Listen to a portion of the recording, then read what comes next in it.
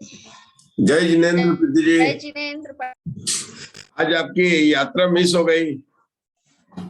हाँ, मैं आज हमारा महिला मंडल का कार्यक्रम था। मैं आज अध्यक्ष हूँ, तो मेरे को रहना। हाँ, आज दिन में अवध एक्सप्रेस गई थी, 19 स्टेशन थे। अच्छा, हाँ, गाड़ी थी। अच्छा, लेकिन प्लेटफॉर्म उसका एक रिकॉर्डिंग होगा। दीपम जी से पूछती हूँ मैं, रिकॉर्डिंग होगा उसका। दोनों तरफ स्टेशन थे मतलब। अच्छा। लेकिन एक तरफ स्टेशन 24। अलग था, नाम अलग था। दूसरे में एक ही गाड़ी रुकी, एक जगह स्टेशन आया। अच्छा, एक तरफ नाम अलग था, दूसरी तरफ नाम अलग था। एक तरफ क्षेत्र की अपेक्षा था, एक तरफ काल की अपेक्षा था। और बीच में बैठा था वो भूतगल द्रव्य बैठा हुआ था। इधर देखे तो क्षेत्र, उधर देखे तो काल स्टेशन था। दोनों चल रहे थे। और बड़ा गड़बड़ था। चलते चलते जो है हमने कहा सब मुनि की वंदना करने चल रहे हैं, और रास्ते में नारकी भी मिल गए। अच्छा। हाँ, तो ध्यान रखना पड़ा कि किसको नमस्कार करना। कभी कभी कहे तो भुवनवासी देव आ जाते थे बीच में, कभी मुनिराज आ जाते थे। मतलब देशावधि में सब लोग मिले हमको उस गाड़ी में। अच्छा। सातवें नरक के नारकी सुनूंगी मिले। मैं, उसका लाइव होगा। हाँ, उसका लाइव होगा, नहीं तो रिकॉर्डिंग होगा तो सुनती हूँ मैं। नहीं, उसको और लेंगे वो। मतलब वो इसलिए कि जैसे वो रश्मि जी ने बनाया था ना, गुलिस्तान का अलग गया था, ऐसा ही 19 स्टेशन का भी अच्छा बन सकता, मतलब संवाद रूप। ठीक है ना। कुछ लोगों ने मतलब उसको, विभा जी ने अच्छा पकड़ा उसको।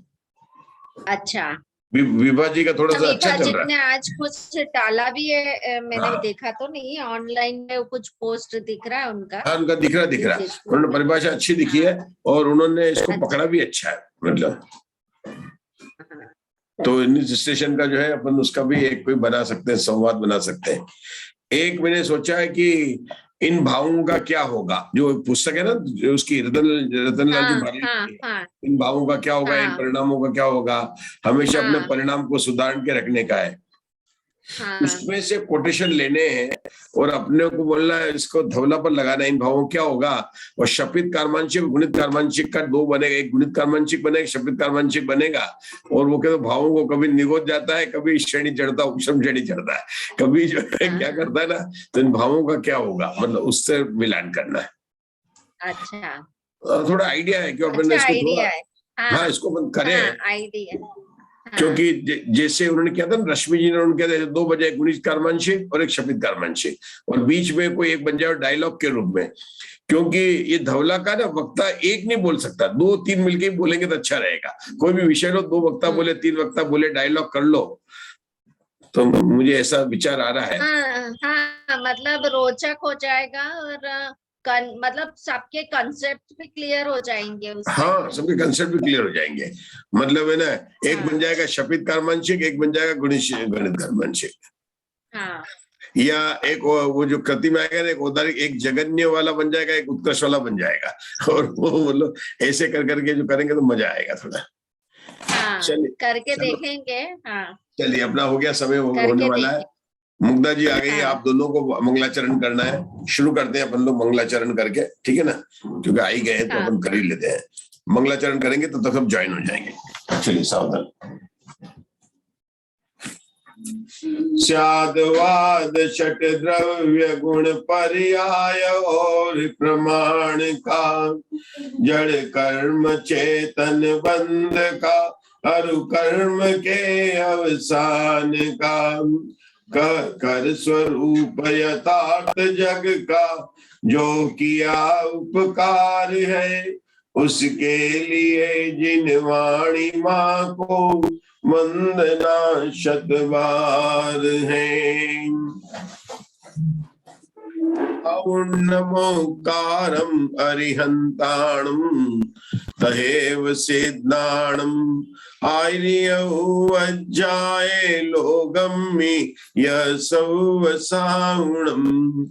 ऐसो परमेटिणम पंचणम विभावनमुकारो, सौवस्य कीर्माणो पावस्य पड़ासणो होइं। जय उदर सेन नाहो, जैन महाकम पैड़ी पाहुड़ से लो, बुद्धि सिरेणुदनियो समप्योपयन्तस। बोलिए सिद्धमणन, बोलिए मंगलाचरण। दमणन्तमणिन्द्रिय मणुवमपथ सोखमणवचम् केवलपहोहनिचय तुण्णयतिमिरं जिणं नमः।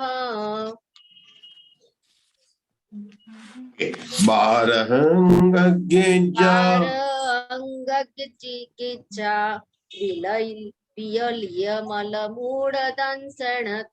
दंसणुत्तिलया विविहवर चरण पूसा पसियौ सुयदेवया सुइरम।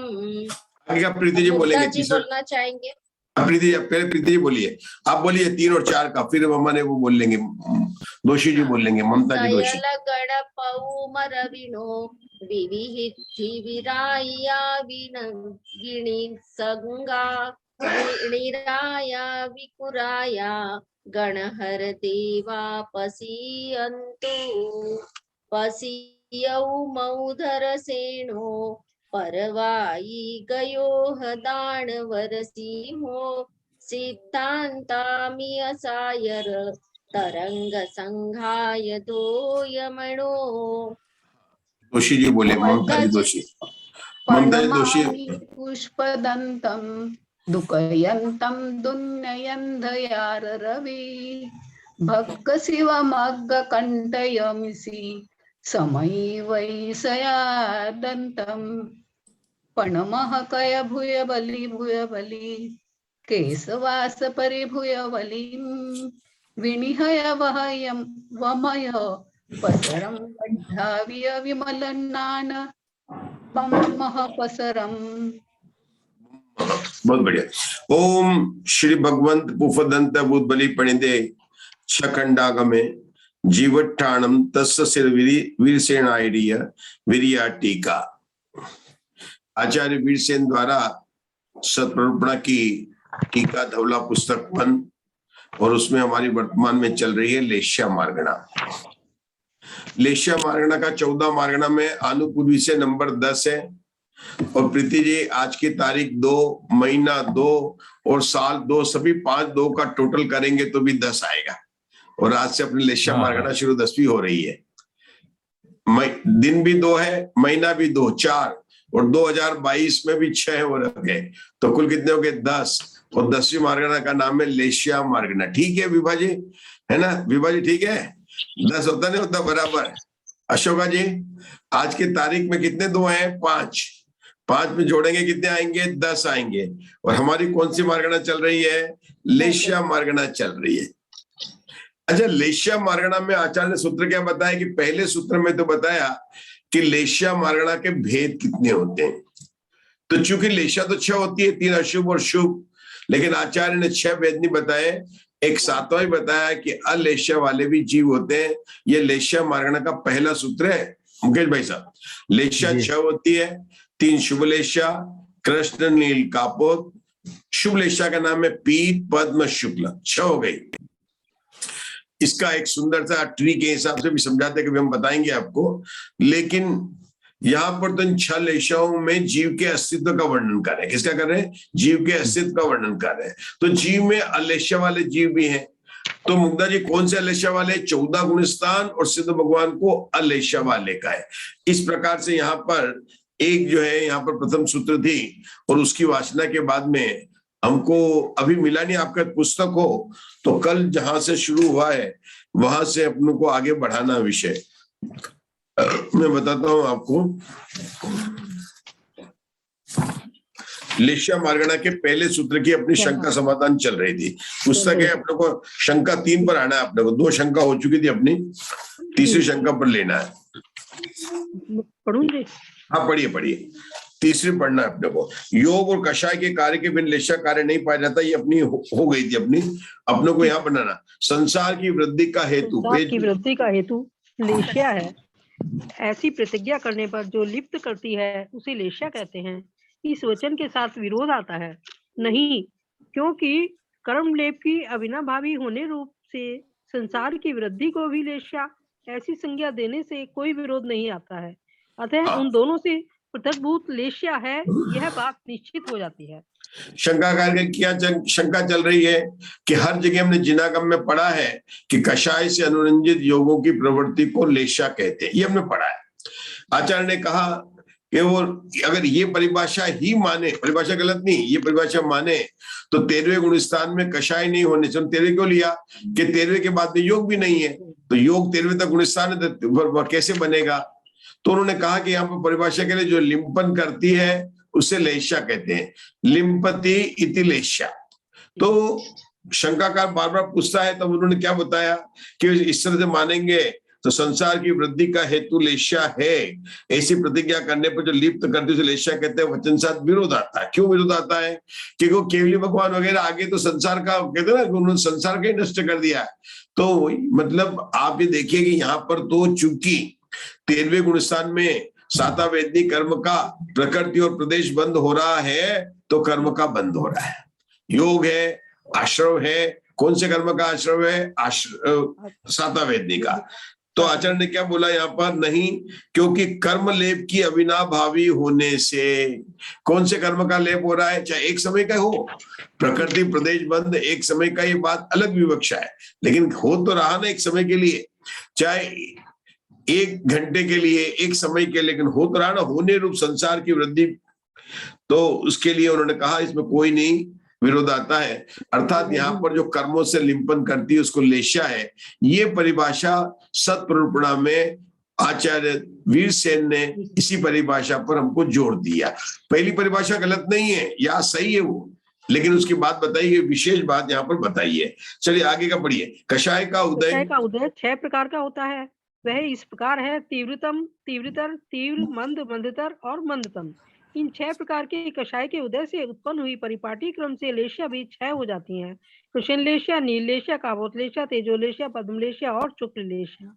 कहा भी है, तीव्र क्रोध करने वाला हो, वैर को न छोड़े, लड़ना जिसका स्वभाव हो, धर्म और दया से रहित हो, दुष्ट हो और जो किसी के वश को प्राप्त न हो, ये सब कृष्ण लेश्या वाले के लक्षण हैं। ये किसके लिए इतने बढ़िया बढ़िया शब्द बोल रहे हैं? इसके ऊपर की गाथा तो पढ़िए प्रीति जी। चंडो नमुयति वेरम, पढ़िए। चण्डोणमुयति वेरं भण्डनशीलो यधम्मदयरय्यो दुट्ठोणये दिवसं लक्षणमेतं तु किन्हस्स। और किसके पास पुस्तक है? ये विमल जी भाई साहब के हाथ में पुस्तक है।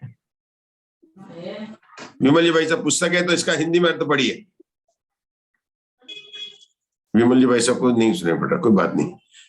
तीव्र क्रोध करने वाला आपको अनम्यूट करिए विमल जी भाई साहब। हाँ, अब पढ़िए, इसका हिंदी में अर्थ पढ़िए। 200 गाथा। तीव्र क्रोध करने वाला हो, वैर को ना छोड़े, लड़ना जिसका स्वभाव हो, धर्म और दया से रहित हो, दुष्ट हो और जो किसी के वश को प्राप्त ना हो, ये सब कृष्ण लेश्या वाले के लक्षण हैं। मतलब ये अपने तो नहीं है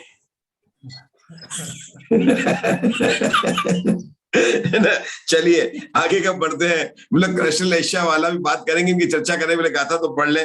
चलिए आगे गाथा कौन पढ़ रही है? हमारे पढ़ेंगे विभा जी बंडी जी, वहां से पढ़ने वाली है। गाथा नंबर 201। मंदो बुद्धि विहीण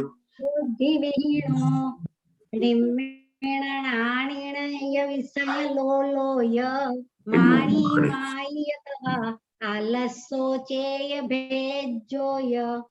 देखो इसमें आपने बहुत अच्छा बोला, लेकिन एक ध्यान रखना, निप विन्नाणी, विन्नाणी अपने यहाँ पर क्या है? मुग्धा जी जानते हैं कि उच्चारण करते समय उनको रूल बताया गया है कि बोलने में जल्दी नहीं करना चाहिए। वो दिन में 1:30 बजे से लेकर 3:15 बजे तक ये नियम को याद रखते हैं। देखते हैं मुग्धा जी, क्या मधु जी याद रखती है? क्या याद रखती है मधु जी? दिन में 1:30 बजे से आपको क्या नियम है कि बोलते समय अपने को पहले अक्षरों को पढ़ना है, जल्दी नहीं करना है, और ये बात सही है। तो यहाँ पर क्या? विन्नाणी, वी के बाद में आधा ना है, फिर नाणी, नन्नाणी, विन्नाणी, आधा ना भी आना चाहिए। और उसके पहले क्या? निव विन्नाणी, है ना? विन्नाणी, विन्नाणी 10 बार बोलना पड़ेगा उसको। जैसे वो बच्चों को बर्फ पढ़ाते ना, बर्फ बर्फ, बर्फ बोलने में तकलीफ होती थी, तो यहाँ पर भी आपको विन्नाणी, विन्नाणी, विन्नाणी, विन्नाणी, और फिर निव विन्नाणी, निव विन्नाणी बोलेंगे। मधु जी बोलेंगे, मधु जी का अच्छा प्रैक्टिस हो गया। 201 गाथा बोलो मधु जी। मंदो बुद्धि विहीनो निव बिन्नानी या विषयोया मानी माई यतः आलस्योचे भेजोया। मुग्धा जी आप पढ़िए जरा। मंदो बुद्धिहीनो निन्दानि विषयलोलोय मानी माई यतः आलस्योचेय भेजोय। इसका अर्थ पढ़िए मुग्धा जी।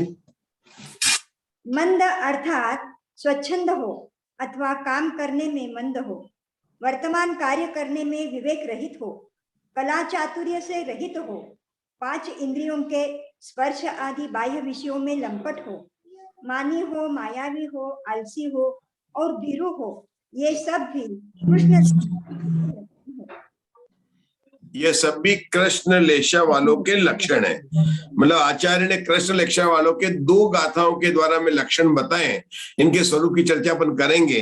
पहले भी सभी 6 लेशाओं की गाथा को पढ़ लेते हैं और फिर चर्चा करेंगे। अब 202 गाथा आशा बहन, निदावंचन पढ़ो। 202 गाथा अपने को धीरे पढ़ना है, पहले अक्षर पढ़ने, मन में पढ़ने, फिर बोलने, चाहे टाइम ज्यादा लगे कोई बात नहीं।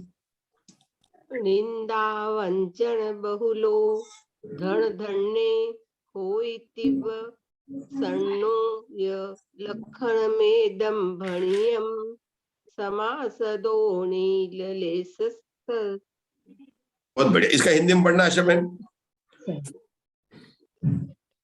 202 जो अति निंद्रालु है, जो अति निद्रालु हो, दूसरों को ठगने में दक्ष हो और धन्य धान्य के विषय में जिसकी अति तीव्र लालसा हो, ये सब नीलेशा वाले के संक्षेप से लक्षण कहे गए हैं।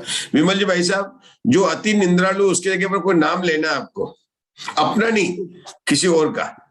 अति निंद्रालु हो कौन है? कुंभकर्ण। बहुत बढ़िया।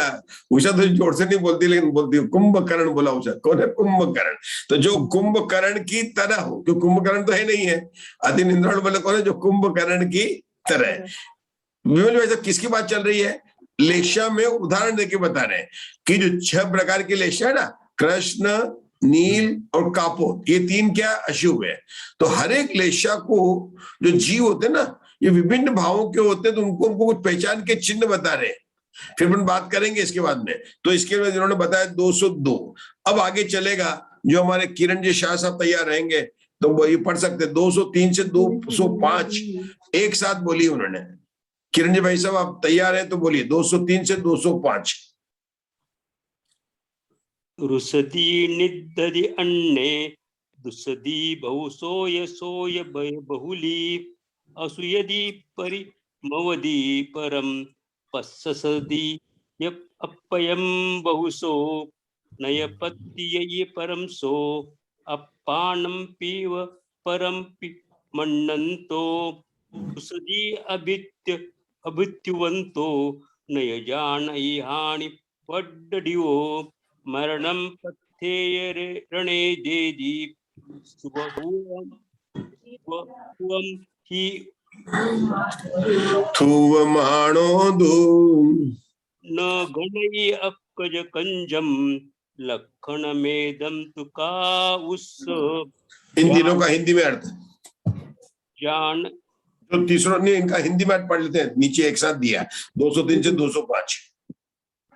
जो दूसरे के ऊपर क्रोध करता है, दूसरे की निंदा करता है, अनेक प्रकार से दूसरे को दुख देता है अथवा दूसरे को दोष लगाता है, अत्यधिक शोक और भय से व्याप्त होता है, दूसरे को सहन नहीं करता, दूसरे का पराभव करता है, अपनी नाना प्रकार से प्रशंसा करता है, दूसरे के ऊपर विश्वास नहीं करता है, अपने समान दूसरे को भी स्तुति करने वाले के ऊपर संतुष्ट हो जाता है, अपनी और दूसरे की हानि और वृद्धि नहीं जानता है, युद्ध में मरने की प्रार्थना करता है, स्तुति करने वाले को बहुत धन दे डालता है और कार्य अकार्य की कुछ भी गणना नहीं करता है। ये सब कपोत लेशा वाले के लक्षण है। रुकते हैं। मीनू जी जैन, किसकी बात चल रही है मीनू जी जैन? यहाँ पर आपकी पुस्तक है 203 205 गद्दा में किसकी क्या बात चल रही है? अनम्यूट कर लीजिए आप। आपकी बात आप सुन रहे हैं, हमको भी सुनना है।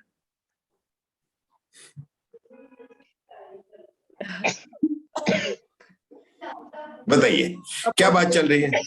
कपोत वाले जीव के कैसे परिणाम होते हैं? बहुत बढ़िया। तो कबूतर के है कि किसकी? कपोत मतलब कबूतर नहीं, कपोत लेशिया है। अच्छा, हमने सुना कपोत का तो कबूतर का उदाहरण दिया जाता है।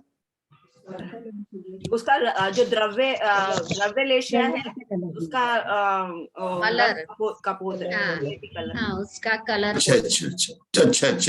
अच्छा बेटे, क्या होती है द्रव्य लेशिया भाव लेशिया अलग अलग है क्या? ये क्या होता है? द्रव्य लेशिया तो रंग के आधार पे लेशिया का निर्धारण करना, और भाव लेशिया में ये कृष्ण नील कापोत पीत पद्म शुक्ल आएगी। मतलब जैसे प्रतिमा में रंग है, अपने चंदा प्रभु की सफेद प्रतिमा बनाई तो उसमें लेशिया उस सब से लेंगे क्या? किसके रंग किसके? द्रव्य लेशिया और भाव लेशिया में किसके? प्रतिमा में तो लेशिया का नहीं है, पर निर्धारण करेंगे। द्रव्य के रंग हरेक भगवान की प्रतिमा है, परंतु सामान्य से जो जीव कस्तूरी, बहुत बड़ा। कस्तूरी जी सुनते जरा, सबसे सुनने तो सही जरा, अपने को हम भी सुने, हमें भी पता चलेगा। हाँ कस्तूरी जी बताइए, द्रव्य लेशिया की बात क्या होती है? शरीर की जो लेशिया होती है उस कलर होता है, उसके लिए द्रव्य लेशिया बोलते हैं। जीव के जो भाव होते हैं उसको भाव लेशिया बोलते हैं। जीव के भाव को भाव लेशिया, मतलब लेशिया के दो भेद के, द्रव्य लेशिया और भाव लेशिया। अपने कौन से ग्रंथ का स्वाध्याय चल रहा है? सत्प्ररूपणा जीव स्थान की, जीव स्थान सत्प्ररूपणा का वर्णन चल रहा है। तो यहाँ पर कौन से को मुख्य करना है? द्रव्य लेशिया को कि भाव लेशिया को? भाव लेशिया को मुख्य करना है, क्योंकि जीव की बात करें, भाव लेशिया को मुख्य करना। अच्छा, अभी ये जो कस्तूरी जी कितनी लेशिया की बात हो गई? 4 गाथा आ गई, मतलब 4 लेशिया की बात हो गई क्या? कितनी? 200 201 है? कृष्ण नील कापोत 3 की हो गई, लेकिन गाथा तो 4 हो गई। एक में 2 की है। नील कापोत 3 हो गई। कृष्ण वाला सबसे वो है, इसलिए उसके 2 गाथा ली है ना, और उसके बाद में एक नील के लिए कृष्ण नील और कापोत 3 की 3 गाथा ली। और इसके अंदर पल्लवी जी क्या बताया? उस लेशिया वाले जीवों के कैसे बाह्य से लक्षण हो सकते हैं, कैसे बाह्य से लक्षण हो सकते हैं। अब प्रीति जी बताएंगे, ये विषय बहुत आता है। कहाँ पर आता? भाव दीपिका में आता है, हमारे मालती जी स्वाध्याय कराती, उसमें भी आप लोगों ने किया होगा। आप तो सब जगह जुड़ रहते हैं, मुझे पता है कि व्हाट्सएप में तो कोई कमी है नहीं है ना। तो आप लोगों ने वहां भाव दीपिका है, वहां पर दूसरे ध्रुवधाम में जो है हमारे आदे कर रहे हैं, प्रवीण जी भी भाव दीपिका ले रहे हैं। तो आप लोगों ने कई जगह कई बार पढ़े, और सुमति प्रकाश जी के भी लेशिया पर बहुत पहले 10 साल पहले बहुत अच्छे अच्छे प्रवचन हुए थे। वहां पर एक कृष्ण नील और कापोत लेशिया के बारे में बिल्कुल सरल सा उदाहरण कौन बताएगा? हमारे मुकेश भाई साहब बता सकते हैं। सुमति प्रकाश जी का बहुत सुना होगा, सुमति भाई साहब का बहुत सुना होगा लेशिया के ऊपर। या बड़े पंडित जी का कोई है? तो मैंने उनको सुना भी नहीं है। मेरे हाथ में भाव दीपिका है, मैंने पहले देखा हुआ है, मेरे को अभी ध्यान में नहीं आ रहा है, याद नहीं आ रहा। भाव दीपिका है मेरे पास में। कोई बात नहीं। कृष्ण लेशिया वाला क्या है? पेड़ का उदाहरण है क्या? हाँ मेरे को आ गया मेरे को याद आ गया। वो क्या करता है कि पेड़ से आम को तोड़ता है, और वो ऐसा नहीं, वो आम के लिए पेड़ को ही काटता है। कृष्ण वाला लेशिया वाला जड़ से पेड़ को काटता है। मतलब उसके भाव कैसे को पूरा, उसको खाना तो एक आम है, लेकिन पूरा का पूरा उसको काटते। सर लेशिया का ट्री है। ये वाला चित्र है। हाँ, ये बहुत बढ़िया। अभी अपने को मिलेगा तब दिखाएंगे, बिल्कुल देखेंगे उसको। तो ये भाव की अपेक्षा बताया। अभी यहाँ लक्षण की बात चल रही थी। कृष्ण लेशिया वाले जीव तो ऐसे होते हैं जिसको कि नरक तो पास लगता है, लेकिन मंदिर दूर लगता है। भाई क्या करें, उसको सात्विक प्रति नरक जो है बहुत पास में लगता है, लेकिन मंदिर दूर लगता है। कृष्ण लेशिया वाले जीव क्या है? न मंदिर जाता है न जाने देता है। कृष्ण चला क्या, न मंदिर जाता है और न जाने देता है, न धर्म करता है और न करने देता है। दूसरा कौन सा है मीनू जी? नील वाला। नील वाला क्या है, खुद तो धर्म नहीं करता है, लेकिन कोई दूसरा करे परिवार में तो करने देता है, लेकिन अपने जो है उसी मार्ग पर चला रहता है। ठीक है, अपना देखता रहता है, टीवी वगैरह देखता रहता, करता, दूसरा जो करना करता रहता है। कापोद्लेश वाला कौन सा है? कृष्ण। देखिए कृष्ण नील वाले के लिए ये भी बोला है कि अगर वाइफ कहे मुझे मंदिर छोड़ दो, चलो चलो छोड़ देता हूँ, तो वो जो है स्कूटर पर जाता है, वाइफ को मंदिर छोड़ देता है। वाइफ बोलती है चलो आए हो यहाँ पर, ऊपर कम से कम गंदो तो ले लो। अरे नहीं तुम ले लेना, मेरी तरफ से लेके आ जाना, मैं नीचे बैठता हूँ। और मोबाइल खोल के बातें करता रहता है, सबसे बातें करता रहता है। और जो है ऊपर उदाहरण समझने के लिए भाव में कितना अंतर है। पहला क्या बताया मैंने, कृष्ण वाला कैसा है कि न मंदिर जाता है और न मंदिर जाना, न धर्म करता है न करने देता है। दूसरा वाला कैसा है कि भाई कोई करता है तो उसको छोड़ देता है, लेकिन स्वयं नहीं करता। और कैसे नहीं करता है कि मंदिर तक जाता है, एरोली मंदिर नीचे तक जाता है, मानस सबके पास खड़ा रहता है, लेकिन मुंह ऊपर नहीं करता, मोबाइल लेके बातें करता रहता है और धर्म नहीं करता। क्यों? ऐसा भी हो सकता है। तीसरा कापोद्लेश वाला क्या, मंदिर तो जाता है लेकिन जाते ही कुछ नहीं करेगा। अरे ये पुजारी ने आज यहाँ पर ये क्यों रख दिया, ये कौन, मतलब कल के ये कल की पुस्तक यहाँ पढ़ी है, ये विधान तो कल पंच परमेश्वर वालों विधान ने कराया था और आज तक ये अभी तक यहाँ पड़ी हुई है। और फिर बाहर जाके निकलेगा, नीचे जाके बैठेगा कि कहाँ पर हुआ, फिर वहां जहाँ पर सामग्री बन रही वहां पर जाएगा, पूरी इधर उधर करेगा और उसमें जैसे कुछ न करता ही रहेगा।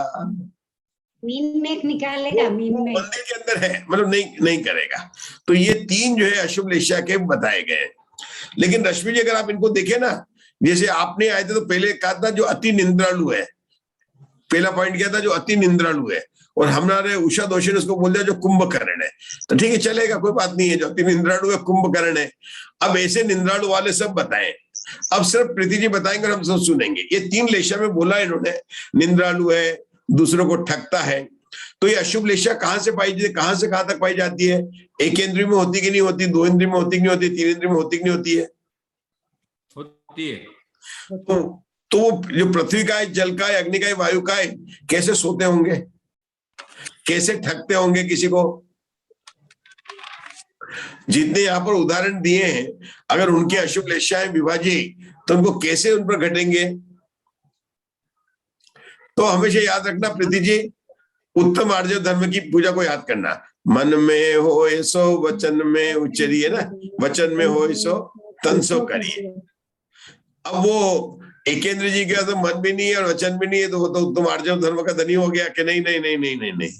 ये सारे उदाहरण जो शास्त्रों में बताए जाते हैं, प्रीति जी, जेपी दोषी, प्रीति जी, हमारे कस्तूरी जी, इनके लिए बताए। जो पंचेंद्रिय संगी है उनको समझाने के लिए, अब एकेंद्र को नहीं समझाए जा रहे।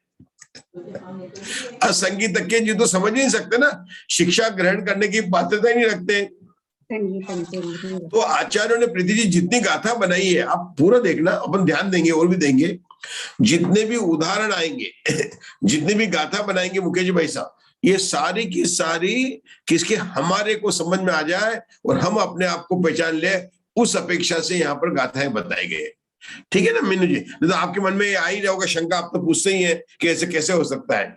चलिए अब आगे का कौन पढ़ेंगे? अशोका जी है, पढ़िए। आपका वो माइक वाइक हटा लेना, वो नहीं तो प्रीति जी को बोलना पड़ेगा फिर से, उनकी बहुत मेहनत होती है। हाँ बोलिए। चेंज कर लिया जी, चेंज कर लिया। बोलिए 206 जी, 206 पढ़ती हूँ। जाणई कज्जम कज्जम सेयम सेयम चे सर्व संपासी दयदान हृदोयमिदु लक्षणम एदम तु ते उत्सव। तो आपने पहले ही पापी नहीं है, वहां पर क्या लिखा? पासी लिखा शायद वहां पर, देखो क्या लिखा वहां पर? पासी लिखा है। पासी हाँ ठीक, संपासी है ना? तो ठीक है, बोल चलिए इसका हिंदी में तो पढ़िए। जो कार्य और अकार्य और सेव्य असेव्य को जानता है, सबके विषय में समदर्शी रहता है, दया और दान में तत्पर रहता है और मन वचन तथा काय से कोमल परिणामी होता है, ये सब पीत लेशा वालों के लक्षण हैं। रुकेंगे। कार्य और कार्य, इसका प्राकृत बनाइए आशा बहन। कार्य और अकार्य। कज्जम अकज्जम। हाँ, किसने बोला? मैं नहीं बोला जी। हाँ, कज्जम अकज्जम, बहुत बढ़िया। कज्जम अकज्जम, मैं इसलिए बोलता हूँ ये याद रह सकते हैं आशा बहन। कज्जम अकज्जम, कज्जम करने के लो, है ना। अच्छा, जिसने जो करना था वो सब कुछ कर लिया, उसके लिए क्या बोलते हैं? अरे इसी धवला पुस्तक की पहली गाथा में आया कृतकृत्य, आया ना। सिद्ध मणंत मणिंदिया कृतकृत्य, हमारे मुग्धा जी ने बोला भी था गोष्ठी में, कृतकृत्य। और प्राकृत में बोलते हैं किद किच्चा, क्या बोलते हैं? चलो अब रुकेंगे। आशा बहन आपको बताना, कार्य कार्य को प्राकृत भाषा में क्या बोलते हैं? कज्जम अकज्जम। कज्जम अकज्जम, कज्जम अकज्जम। मतलब जो कार्य है ना उसको बोलते, कोई बात नहीं, मतलब जो करने योग्य है और जो नहीं करने के योग्य है, कार्य कार्य। ठीक है, दो हो गया। सेव्य असेव्य को जानता है, सबके विषय में समदर्शी रहता है। समदर्शी रहता मतलब बराबर, एक सरखा, एक भाव, एक तरीका, एक से भाव, सबको समान देखता है। ये कुछ अपने सामयिक में कुछ बात आती है। सत्वेषु मैत्री गुणेषु प्रमोदम, कुछ आता है क्या? क्या आता है? मध्यस्थ भावं विपरीत वृत्तो सदा हाँ, मतलब वो मध्यस्थ भाव तो होता ही है। अब यहाँ पर अगर अपन सामान्य रूप से समदर्शी लें तो समदर्शी मतलब दोनों हो गया। एक तो बाह्य में जो लोग हैं उनके आचरण, कुछ धर्म को पालन कर रहे हैं, कुछ धर्म को नहीं पालन कर रहे हैं, तो उसके प्रति ये नहीं कहता अरे ये लोग तो नारकी है, ये सब तो कुछ नहीं करते। और अपने मन में बात मतलब जिसको बड़े पंडित जी क्या कहते हैं, नहीं अपने टोटल स्वार्थ में वो अपने क्या कहते हैं, मोक्ष मार्ग प्रकाशक में, दूसरों को देख देख कर कशाई नहीं होना। क्या कहते हैं? दूसरों को देख देख के कशाई नहीं होना, मतलब अपने भावों को नहीं बिगाड़ना। मतलब समदर्शी की बात करें, बहुत तरह से इसके अर्थ निकल सकते हैं। समदर्शी मतलब दूसरों को धर्म नहीं कर रहे हैं तो उसको नहीं करके उसको घृणा नहीं करना, अपने को मतलब उस तरह से देखना। गुरुदेव की भाषा में बोले तो किसी को पर्याय दृष्टि से नहीं देखना, अगर बहुत आगे ऊंचे ले जाए सबको पर्याय दृष्टि से देखना, समानता से देखना। चलो ये दूसरे की बात है कि धर्म के दूसरे के ऊपर देखने का, पल्लवी जी धर्म तो अपने को देखने का है, तो अपने को समदर्शी कैसे होना?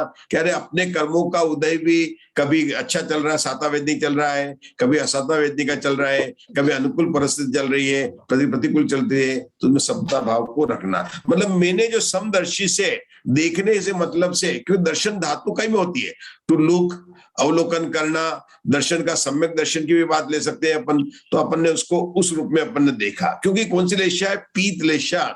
और एक कौन से का भेद आता है? शुभ लेशा के में आता है। ठीक है ना, बहुत बढ़िया। चलिए आगे का पढ़ेंगे। 207 गाथा, ये तो उदाहरण ही है। 207 गाथा बोलिए मीनू जी जैन, आपने पढ़ा तो नहीं? मीनू जैन, चागी चागो चागी चागी चागी चागी भद्दो चोखो उजुव कम्मो यखमई बहुअम्पी साहु गुरु पूजन रदो लखन मेदम तु पमस्स नाउ कुणई पखवायम नाविया। नो, इसका अर्थ पढ़ेंगे ना पहले। एक 2-7 का। जो त्यागी है, भद्र परिणामी है, निर्मल है, निरंतर कार्य करने में उद्यत रहता है, जो अनेक प्रकार के कष्टप्रद और अनिष्ट उपसर्गों को क्षमा कर देता है और साधु तथा गुरुजनों की पूजा में रत रहता है, ये सब पद्म लेशा के लक्षण हैं। बहुत बढ़िया। अच्छा, कौन सी लेशा के लक्षण बताए? पद्म लेशा। पद्म लेशा शुभ लेशा का? शुभ लेशा है। शुभ लेशा में, शुभ लेशा में कौन सी है? नंबर दूसरे। कृष्ण नील कापो पीत पद्म, मतलब उस 5वें नंबर की लेशा के ना, पद्म स्कंद शुक्ल 5वें नंबर की लेशा हो गई। कृष्ण नील कापोत पीत पद्म, मतलब शुक्ल लेशा में दूसरे नंबर की लेशा। ये लेशा कहाँ पाई जाती है? देवताओं में।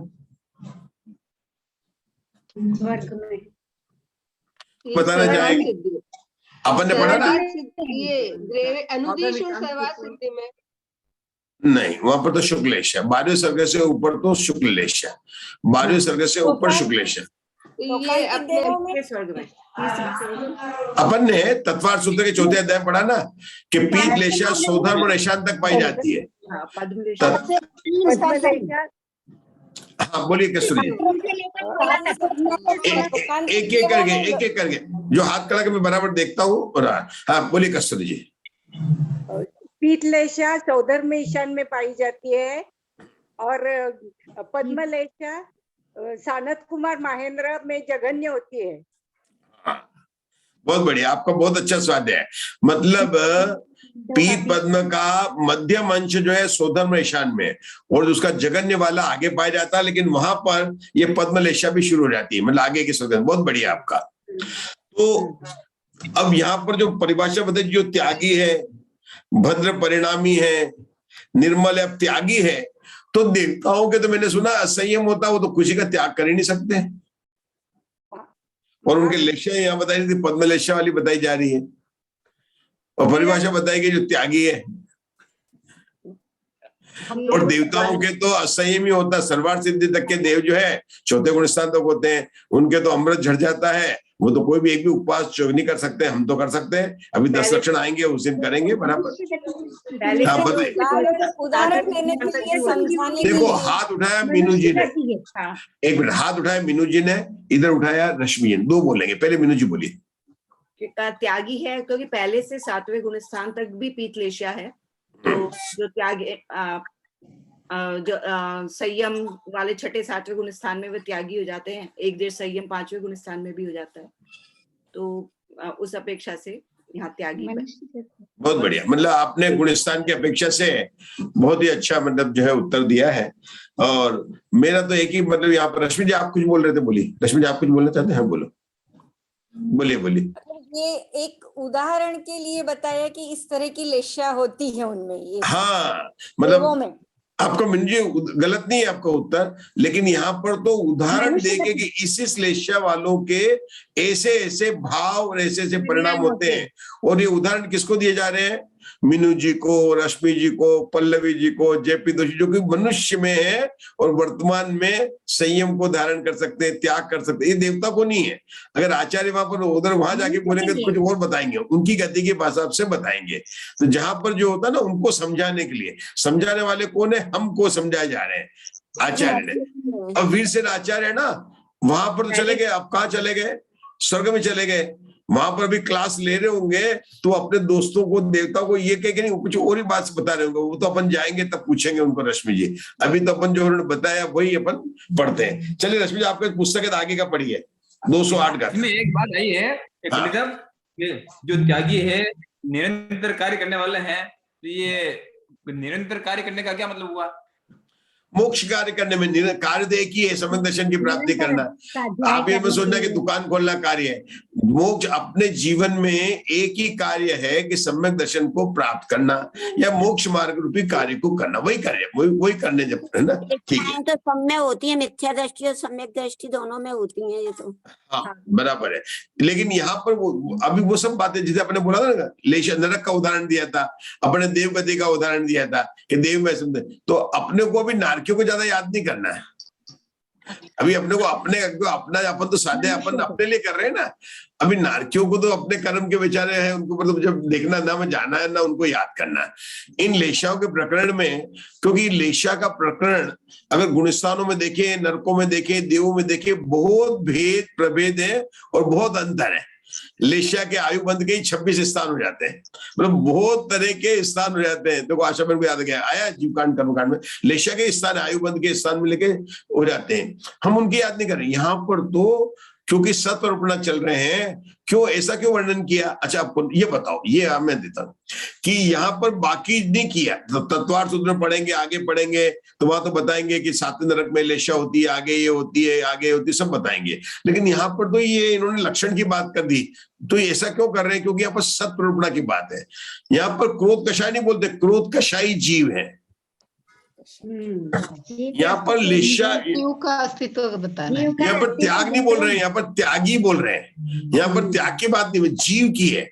मतलब इस लेशा वाले जीव हैं और उनके कैसे परिणाम होते हैं, बस ये जीव हैं और उनके परिणाम कैसे होते हैं, इतना ही सत्प्रभुणा में बताना। विमल साहब देखिए ना, यहाँ का क्या विषय चल रहा है, ये लेशा का विषय तो सभी आएगा, महाबंध तक आएगा, अलग अलग ढंग से बढ़ेगा और आगे बहुत मतलब आएगी। लेशा का प्रकरण वास्तव में सूक्ष्म है, लेकिन यहाँ पर तो सिर्फ लेशा की परिभाषा, इन लेशा वाले जीव होते हैं और हमको समझाने के लिए टीकाकार आचार्य सामान्य से उस लेशा के, प्रीति जी क्या करें, थोड़े से लक्षण बता रहे हैं ताकि हमको ये लग जाए। तो इससे क्या मतलब हुआ कि अगर अपने करने को त्याग भाव का आ रहा है, क्या इसको त्याग कर देना चाहिए, तो मतलब अपने पद्म लेशा अपने चल रही है। मतलब अपन देख सकते हैं, अगर अपने को जो जो भाव लिखे हैं उसको देखकर अपने को पहचानना है। ये तो है कृष्ण लेशा वाले जीव। ऐसा क्यों कहा कि अपने को पहचाना, अपन तो क्या कृष्ण लेशा वाले कि नहीं नहीं नहीं, लेशा का मीनू जी रूल क्या है, बदलती रहती है। जिस गुणस्थान में जितनी लेशा होती है उसमें बदलेगा। ऐसा नहीं है कि जिसके आगे चलकर शुक्ल लेशा है 12 सहस्रार स्वर्ग से ऊपर, तो उनका फिर क्या होगा, उसी लेशा में जगन्य और मध्यम का अंश परेड होगा। लेकिन हमारे चौथे गुणस्थान में 6 लेशा है, तो हमारे कभी कृष्ण, कभी नील, कभी कापोत, कभी पीत, पद्म, पहले गुणस्थान से लेकर चौथे गुणस्थान तक कितनी लेशा होती है? रश्मि जी 6 लेशा होती है। क्या कमलेश जी, पहले गुणस्थान से चौथे गुणस्थान कितनी लेशा होती है? 6 लेशा होती है। और पल्लवी जी, इन लेशाओं का काल अंतर्मुहूर्त पलटती रहती है, बदल जाएगी आपको। अरे आप स्वाध्याय कर रहे हैं, आपकी घंटी बज जाए तो आपकी लेशा बदल जाएगी। गुस्सा आएगा, आप खोलेंगे कौन आ गया, और खोल के यहाँ से अनम्यूट करेंगे और फिर वीडियो ऑफ करेंगे, उसको खोल के फिर वापस बैठ जाएंगे यहाँ पर। तो उस समय लेशा परिवर्तन हुआ कि नहीं हुआ, विभाजित हुआ, सब प्रैक्टिस होता है। ये मतलब होता नहीं होता। अभी कोई घंटी बजाए घर में तो क्या करेंगे, पहले वीडियो ऑफ करेंगे, फिर थोड़ा सा गुस्सा आएगा क्योंकि वो रश्मि का तो ये तो प्रश्न पूछना था और घंटी बज गई। अब वापस से निकल जाएगा तो क्या करेंगे, तो वो लेशा परिवर्तन हो जाता है, मतलब परिवर्तन होते रहते हैं। तो हमें ऐसे समय में अपने आप को पहचानना। क्या उषा जैन, आपको आनंद आ रहा है ना? मतलब ये सारा स्वाध्याय हमको अपने लिए करना है। पर पंडित जी अचानक से हो ही जाता है तो हम क्या करें, हम नहीं करना चाहते हैं। देखिए, जिस समय जो परिणाम आने हैं वो तो आएंगे ही, उसकी योग्यता है। हमें तो परिणाम आने के बाद में अगर विचार कि कहां से आ गया, अपना भी स्वाध्याय कर रहे थे, कहां से ये अपना आ गया, इतना भी अगर भाव आता है तो अपना मतलब वो कार्यकारी, क्योंकि अपने कई परिणाम जो ना उस समय तत्समय की योग्यता है, कार्य को होना अपने कहाँ है। आप बैठे रहोगे, मैं गुस्सा नहीं करेंगे और जाके बैठते हैं, गुस्सा रहता है। हुआ था एक बार, पल्लवी जी ने कहा था, उनके घर से गए, सोसाइटी की मीटिंग थी, कि आप सोसाइटी मीटिंग में मत जाओ। क्यों नहीं जाओ? कि जाते हो तो वहां पर गुस्सा कर लेते हो, फिर अच्छा नहीं रहता है। कि नहीं, आज तो सिर्फ देखने जा रहा हूँ क्या बातें हो रही, गुस्सा नहीं करेंगे। और फिर बाद में पता चला कि वहां गए थे और फिर हो गया गुस्सा। तो सही बातें हैं, ये सब होता रहता है। लेकिन ये है कि नहीं जाना है। अगर आके उन्होंने बोला करे नहीं आगे से मैं नहीं जाऊंगा, क्या करना अपने को तो अपने काम से मतलब है, इससे तो घर में बैठ के स्वाध्याय करते। तो ये मार्ग को सुधारने की वाली बात है। मतलब अपने जीवन को कैसे सुधारना, धर्मार्थ को लगाना, बस यही रीति है। क्योंकि अनादिकाल से अपने संस्कार तो ऐसे ही बने हुए ना, वो तो आएंगे ना, वो कहाँ जाएंगे। जैसे जैसे कर्म बांधे उदय में आएंगे, लेकिन कर्म बलवान नहीं है, बलवान तो जीव है। हमारे करते हैं, गोष्ठी करते हैं, हमारे सुरभि जी करती हैं, ये करते हैं, प्रीति जी करते हैं। कर्म बलवान की जीव बलवान। हमारे तो अमेरिका में गोष्ठी जीव बलवान है। क्यों बलवान है? कि कमट उपसर करता रहा, पत्थर बरसाता रहा। पार्श्वनाथ भगवान ने तो अपने शपथ श्रेणी चढ़ गए। पांडव पर उपसर्ग हो रहे थे, 3 पांडव करते रहा, वो लोमड़ी खाती रही, सुकवाल मुनि वो कौन है? तो जीव बलवान है, कर्म बलवान नहीं। लेकिन कर्म के उदय सुकवाल मुनि के आए थे, कर्म के उदय पांडवों को आए थे नहीं आए थे रश्मि जी? आए थे। अरे मम्मी आके खा गई व्याघ्री बनकर सुकौशल मुनि को। मम्मी जो बच्चों को बचाती है, अपना जिसने दूध पिलाया होगा, बड़ा किया होगा, वो मम्मी आके व्याघ्री बनकर अन गई।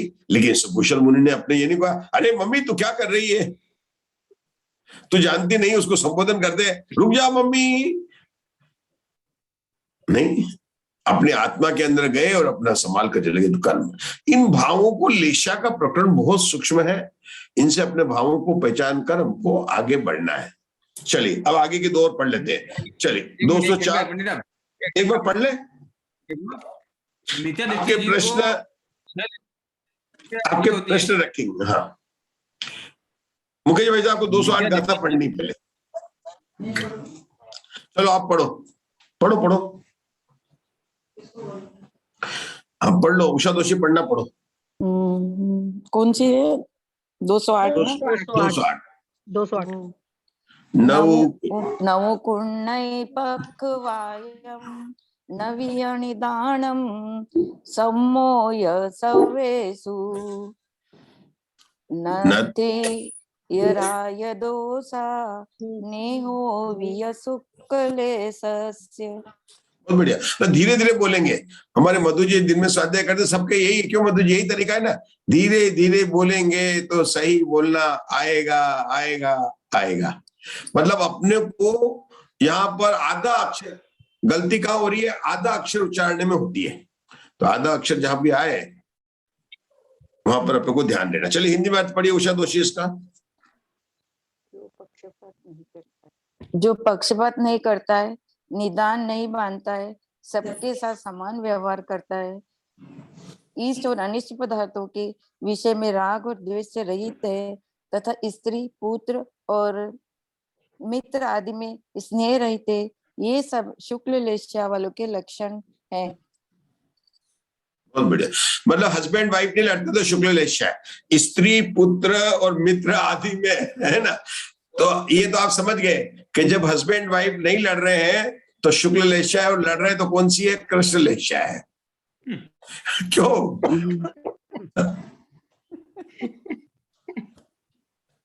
अच्छा ये बताओ, इससे ये लग रहा नहीं लग रहा आपको कि शुक्ल लेशा अच्छी है? स्नेह रहित। शुक्ल लेशा अच्छी है कि नहीं अच्छी है? अच्छी तो है, नहीं कोई लेशा अच्छी नहीं है। लेशा अच्छी होती तो भगवान रखते नहीं क्या? अरे रहित अच्छा है। हाँ, मिथ्या दृष्टि बंद कर देते हो। मिथ्या दृष्टि जो है 90 ग्रेवेक तक गया और 12वें सर्गे के आगे शुक्ल लेशा ही है। मिथ्या दृष्टि है, गिर के आ जाता है, तो लेशा का कोई फर्क नहीं पड़ता है। राजा श्रेणी की अभी कौन सी लेशा है? पहले नरक में अशुभ लेशा है, कापोद लेशा, कृष्णनील कापोद लेशा है, लेकिन सम्यक दृष्टि, शायक सम्यक दृष्टि है। ये तो भाव है। ये मत सोचना कि मैं आज शुक्ल लेशा में रहूंगा के रहूंगा। अपने जैसे भाव हो रहे उसके बाद में अपने परिणामों को संभालना, अपने परिणामों को नहीं बिगाड़ना, बिगड़ते हुए को परिणाम को संभालना, उसके लिए इन सब लक्षणों को जानना है। हमने आज बात की थी प्रीति जी से कि हम लोग एक रश्मि जी, जैसे आप लोगों ने किया था ना विभाजन, आपने अब सारे अपन जब भी चर्चा करेंगे इसे दो ही करेंगे षटखंडागम में, क्योंकि एक की हिम्मत तो नहीं है कि अपन इतना सूक्ष्म बोल सके, ताकि ये तो नहीं लगे कि इसने अच्छा बोला कि इसने खराब बोला। अपन तो दो लोग, कम से कम 2 लोग और अधिक से अधिक 3 लोग मिलकर ही अपन जो है विषय को तैयार करेंगे। तो जितने हमारे रतनलाल जी भारील की किताबें, इन परिणामों का क्या होगा, ये बड़े पंडित जी के भी बहुत सारे कोटेशन है कि हमेशा अपने परिणामों को संभाल के रखना। तो उनको लेकर, उनके कोटेशन को लेकर, जो एक दिन मैंने यहाँ पर शपित कार्मांशिक और गुणित कार्मांशिक के डायलॉग बनाए थे ना, ऐसे डायलॉग के 10 पॉइंट लेकर आपस में चर्चा बनानी है। मतलब शपित कार्मांशिक क्यों कि शपित कार्मांशिक क्या, उपशम श्रेणी चढ़ा और वापस लौट कर नीचे आ गया। अरे इतनी निर्जरा की, इतनी बार संयम धारण किया, इतनी बार सम्यक दर्शन पारण किया और बार बार गिर जाता है। तो इससे क्या मतलब होता है कि शपित, क्योंकि हमारे भावों को संभाल के रखना चाहिए, नहीं तो मोक्ष मार्ग में हम गिर भी सकते हैं, अपनी देर हो सकती है। तो ये ऐसी अपने को बातें करनी चाहिए। चलिए, ये 6 लेशाओं के बाद में अब आगे की बात चल रही है। क्या बात चल रही है? 6 लेशाओं से रहित, उन्हें लेशा रहित जीव कहते हैं, कहा भी है। ये कौन पढ़ेंगे? पढ़िए, किसने पढ़ा? पल्लवी जी। हाँ। किन्ना दिल रहिया। हाँ 209। हाँ 209 ना।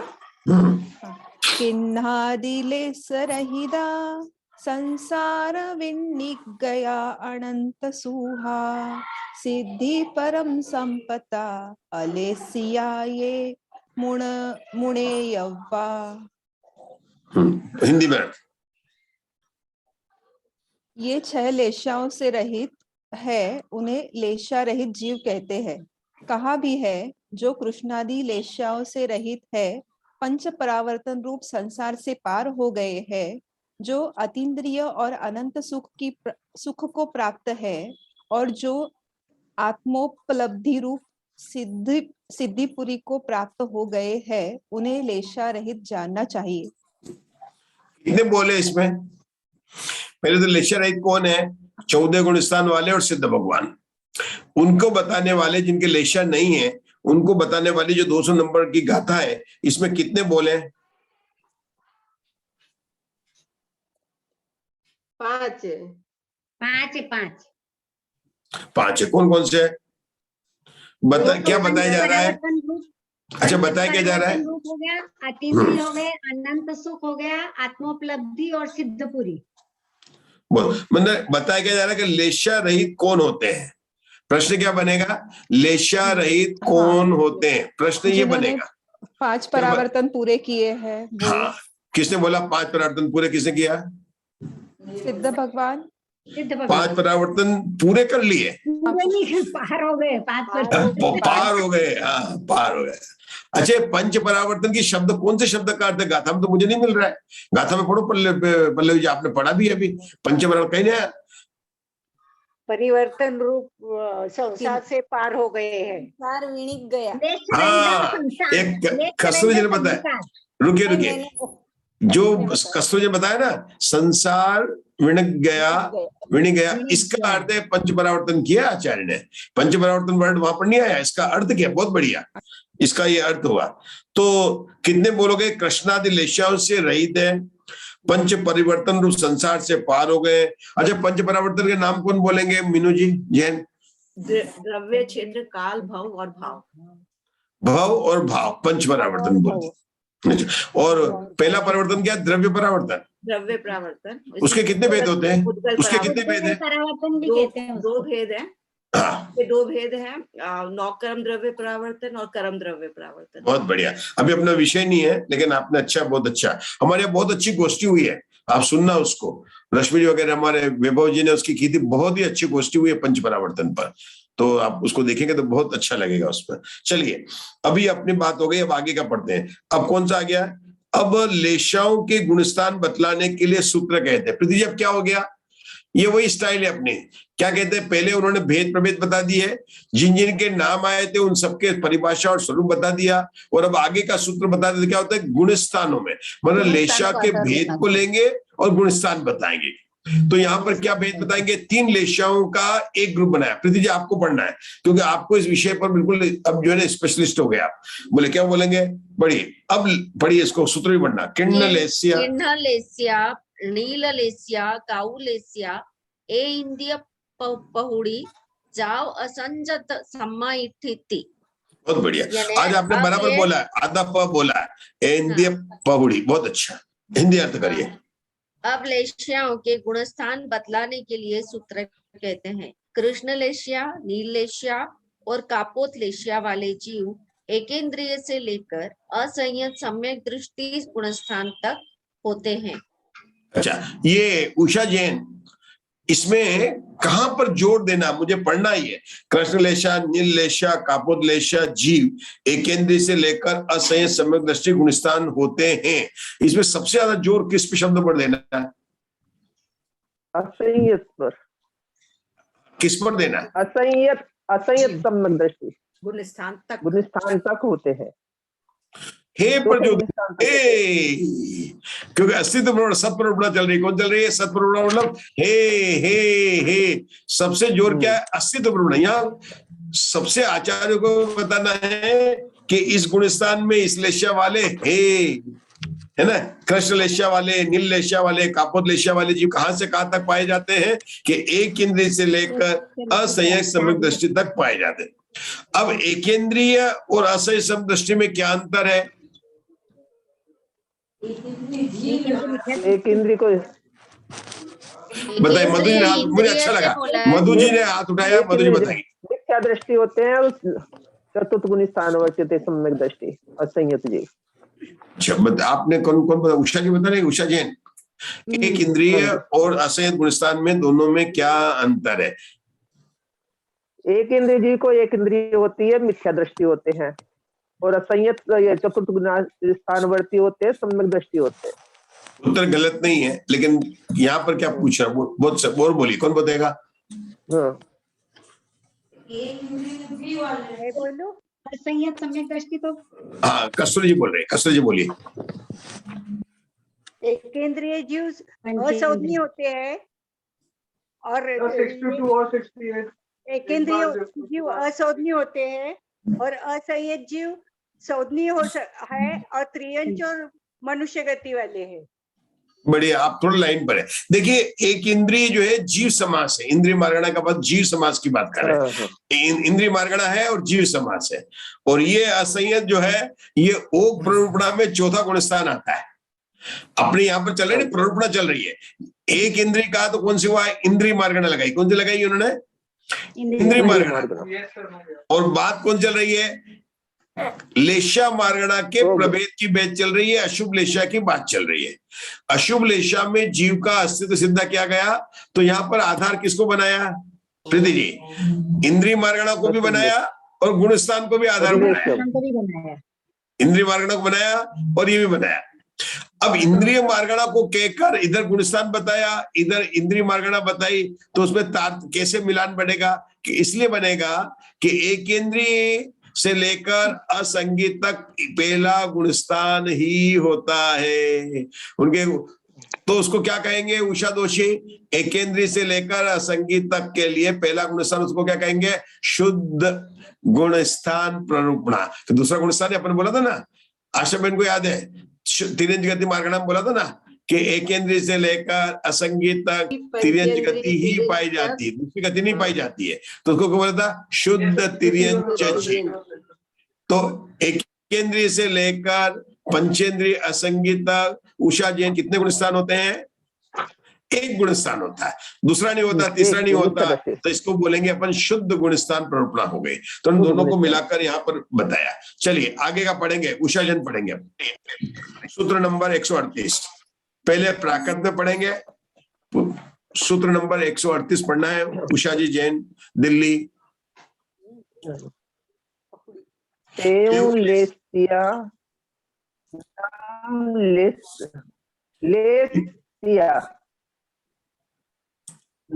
लेसिया सन्नी मिच्छा इत्थि मिच्छा इत्थि पहुड़ी जाव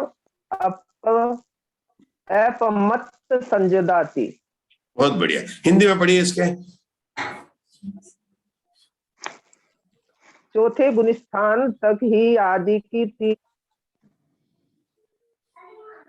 ये शंका, हाँ पढ़ ली शंका पढ़िए। चौथे गुणस्थान तक ही आदि की तीन लेशा क्यों होती है? पढ़िए। चलिए, आपका इंटरनेट ठीक नहीं है, रुकिए, आप रुक जाइए, आपका इंटरनेट ठीक नहीं है। हाँ, अब पढ़िए, कस्तूरी जी पढ़िए, कस्तूरी जी। हाँ, शंका, चौथे गुणस्थान तक ही आदि की तीन लेशाएं क्यों होती है? बताइए। समाधान, तीव्रतम, तीव्रतर और तीव्र कषाय के उदय का सद्भाव चौथे गुणस्थान तक ही पाया जाता है, इसलिए वही तक तीन लेशाएं कही। शेष कथन सुगम है। तो ये कितने बोल आए थे पहले? तीव्रतर, तीव्रतर, तीव्र, ऐसे कितने बोल आए थे लेशाओं के संबंध में? 6 आए थे। 6 आए। कौन कौन से आए थे मुग्धा जी? तीव्रतम, तीव्रतर, तीव्र और मंद, मंदतर, मंदतम। बहुत बढ़िया। तो ये 6 बोल आए थे। यहाँ पर 3 ही क्यों लिए? 3 लिखना प्रिंटिंग मिस्टेक है, अपने ऐड करना है, पेंसिल से लिखना है क्या? नहीं, ये अशुभ लेशा है इसलिए। हाँ, ये 3 यहाँ पर अशुभ लेशा है, मतलब क्योंकि बात किसकी चल रही है? उनकी यहाँ तक की क्यों बात करें, अशुभ लेशा यहाँ तक की क्यों है? तो बात यहाँ पर अशुभ लेशा चल रही है। तो तीव्रतम में किसको लेना? कापोत को लेना कि कृष्ण को लेना? कृष्ण को लेना, क्योंकि तब जो है ना गुड बेटर बेस्ट, तो तीव्रतम में कृष्ण, तीव्रतर में नील और तीव्र में किसको लेना? कापोत को लेना। ठीक है, चलिए अब आगे का सूत्र पढ़ रही हैं, पढ़िए। कौन पढ़ेगा? राजुल जी पढ़ेंगे, पुस्तक है। अच्छा मीनाक्षी जी बैठे हैं, बोलिए मीनाक्षी जी पढ़िए पढ़िए। मीनाक्षी जी पढ़ सकते हैं? हाँ जी। हाँ पढ़िए मीनाक्षी। शुक्ललेस्या हाँ पढ़िए। सर्णिमिच्छा इट्टित बहुड़ी चाव सजोगी केवलिति। अब शुक्ललेस्या के गुण स्थान बतलाने के लिए सूत्र कहते हैं। शुक्ललेस्या वाले छोड़ दिया ऊपर, 138 छोड़ दिया। पद्मलेशा के अब पीत और पद्मलेशा के गुण स्थान बतलाने के लिए सूत्र कहते हैं। पीतलेशा और पद्मलेशा वाले जीव संगी मिथ्या दृष्टि से लेकर अप्रमत्त संयत गुण स्थान तक होते हैं। शंका, ये दोनों लेश्याएं सातवें गुण स्थान तक कैसे पाई जाती हैं?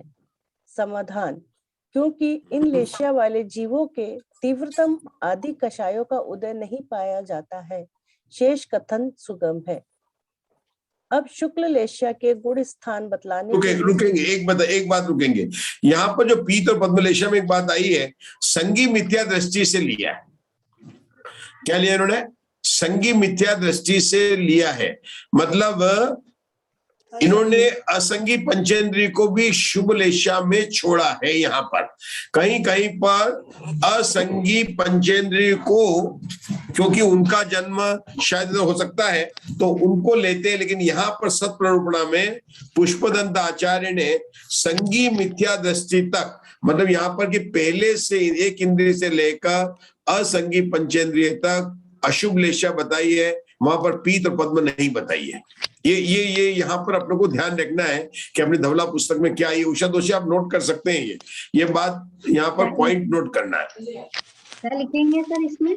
हाँ, मतलब अपने को ऐसे पॉइंट बनाने में जी, जो अपन बताते ना, बहुत सारे पॉइंट बताते। चरम का कल बनाया था, तो कल से मैंने बोला आप लोग सब पॉइंट बना के मुझे, मैं पहले यही पूछूंगा आपकी पुस्तक खोलिए और पॉइंट बताइए कि विशेष बात क्या है, क्योंकि अन्य जगह प्रेरणा मिलती है कि पंचेंद्रिय असंगी की बात कर रहे हैं। विमल जी भाई साहब किसकी बात कर रहे हैं? पंचेंद्रिय असंगी की बात कर रहे हैं। उनमें भी अशुभ लेशा बताई गई है, पंचेंद्रिय संगी से ही है। ठीक है ना, इतनी बात अपने को देखनी थी। अब देखिए बात करते हैं। विमल भाई साहब अच्छी बात बताइए, आप शुक्ल लेशा के बारे में बताइए हमको। चलो सूत्र नंबर आगे का पढ़ेंगे 139। विमल जी भाई साहब 139। शुक्ल लेस्या सन्निमिच्छा इट्ठी भूड़ी जात सजोग केवलित। शुक्ल लेशा वाले जीव संगी मिथ्या दृष्टि से लेकर सहयोग केवली गुण स्थान तक होते हैं। क्योंकि यहाँ अस्तित्व की बात चल रही ना, तो सिर्फ इन्होंने गुणस्थान से लेकर के पहले गुणस्थान से लेकर 13वें गुणस्थान तक शुक्ल लेशा पाई जाती है, बस इतना ही बताया। लेकिन शुक्ल लेशा में बहुत है कि 12वें स्वर्ग के आगे ऊपर सभी शुक्ल लेशा होती, वो बातें यहाँ पर नहीं ली है। ठीक है, हम रुकते हैं यहाँ पर। अब ये हमारे किरण जी भाई साहब पढ़ेंगे आगे शंका से। जिन जीवों की, हाँ पढ़िए किरण जी भाई साहब। जिन जीवों की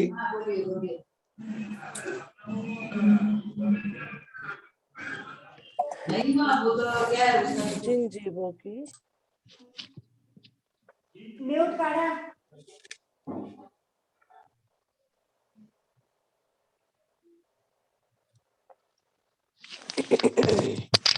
जिन जीवों की कषाय क्षीण अथवा उपशांत हो गई है, उनके शुक्ल लेशा का होना कैसे संभव है?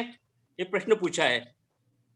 समाधान, नहीं, क्योंकि जिन जीवों की कषाय क्षीण अथवा उपशांत हो गई है, उनमें कर्मलेप का कारण योग्य पाया जाता है।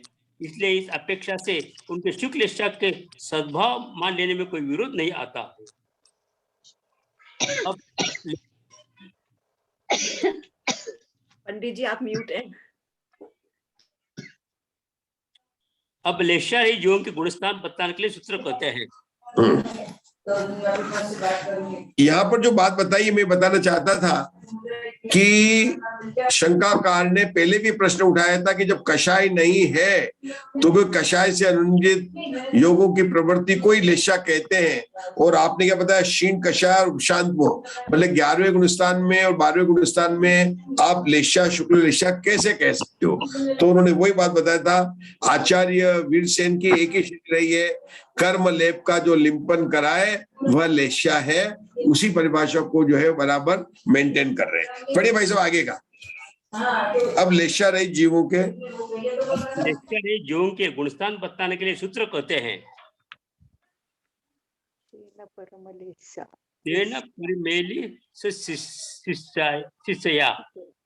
तेन परिमलेस्या। 13वें गुणस्थान के आगे सभी जीव लेशा रहित है। शंका, यह कैसे? समाधान, क्योंकि वहां पर बंध के कारणभूत योग और कषाय का अभाव है, ऐसा शेष कथन सुगम है। क्योंकि वहां पर बंध के कारणभूत योग और कषाय का अभाव है, शेष कथन सुगम है। रुकेंगे, सुगम है। अभी क्या बात चल रही है यहाँ पर? सूत्र में क्या पढ़ा था? कस्तूरी जी से पूछ रहा हूँ। तेन शब्द पढ़ा था सूत्र नंबर 140 में, क्या पढ़ा? तेन। ठीक है, तेन शब्द का क्या अर्थ हुआ? 13वां। 13 का मतलब 13वां हो गया। पूरा लेना, 1 से 13 लेना, 13वें तक की बात है, क्योंकि शुक्ल लेशा 1 से लेकर 13 तक आए थे। तेन मतलब 1 से 13 गुणस्थान सभी में लेना, कि उनसे पार है। पहले दूसरे तीसरे चौथे गुणस्थान से जो है ना पार हो गए। कोई 14 गुणस्थान पहला गुणस्थान नहीं है, 14 गुणस्थान दूसरा गुणस्थान नहीं है, 14 गुणस्थान तीसरा गुणस्थान नहीं है, 14 गुणस्थान चौथा गुणस्थान नहीं है। तो सभी गुणस्थान को 1 से लेकर 13वां गुणस्थान जो है वो तेन शब्द का होगा। उससे पार कौन है? कि 14 गुणस्थान वाले हैं और सिद्ध भगवान है, उनको क्या कहा? अलेस्या कहा। अब ये 10वीं मार्गणा तक कहां पर अपनी बात आई थी कि जो संसारी हो, जो अ लगा के बात हुई थी। मतलब गति मार्गणा में कौन सी बात आई थी, इंद्रिय मार्गणा में कौन सी बात आई थी, काय मार्गणा में कौन सी बात आई थी जो सिद्ध भगवान और आगे पर लगती। जैसे यहाँ पर लेशा मार्गणा में क्या लगे? अलेश्या लगाया। योग मार्गणा में क्या लगाया था? अयोगी लगाया था। काय मार्गणा में क्या लगाया था? अकाय लगाया था। वेद मार्गणा में क्या लगाया था? अपगत वेदी लगाया था। इंद्रिय मार्गणा में क्या लगाया था? अनिंद्रिय लगाया था। गति मार्गणा में क्या लगाया था? सिद्ध गति लगाया था। तो मधु जी, ये लेशा मार्गणा के बाद में कौन सी मार्गणा समाप्त हो गई? अभी कितनी मार्गणा बची है? 4। कौन कौन सी नाम बताइए?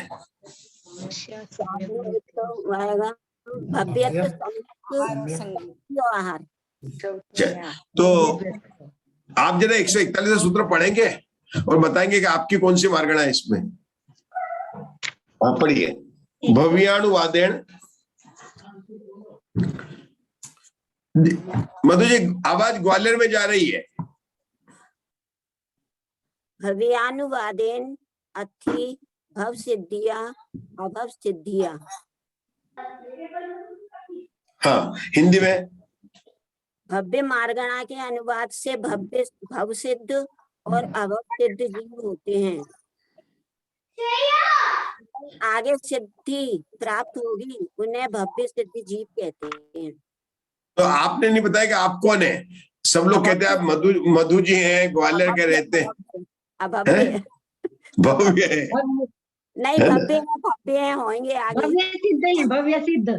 देखो भव्य बोलते हैं, भव्य सिद्धिक नाम शब्द पड़ा है यहाँ, दिखा बराबर लिखा है। वो अपन शॉर्ट में बोल देते हैं भव्य अभव मार्गणा, लेकिन यहाँ पर भव्य सिद्ध जी का भव्य सिद्धिक जीव होंगे। बहुत बढ़िया। जिन्हें आगे सिद्धि की प्राप्त होगी उन्हें भव्य सिद्ध जीव कहते हैं, और सिद्धि प्राप्त होने के बाद में पल्लवी जी अभव्य बन जाएंगे। भव्य बन जाएंगे। भव्य तो बाद रहित बन जाएंगे।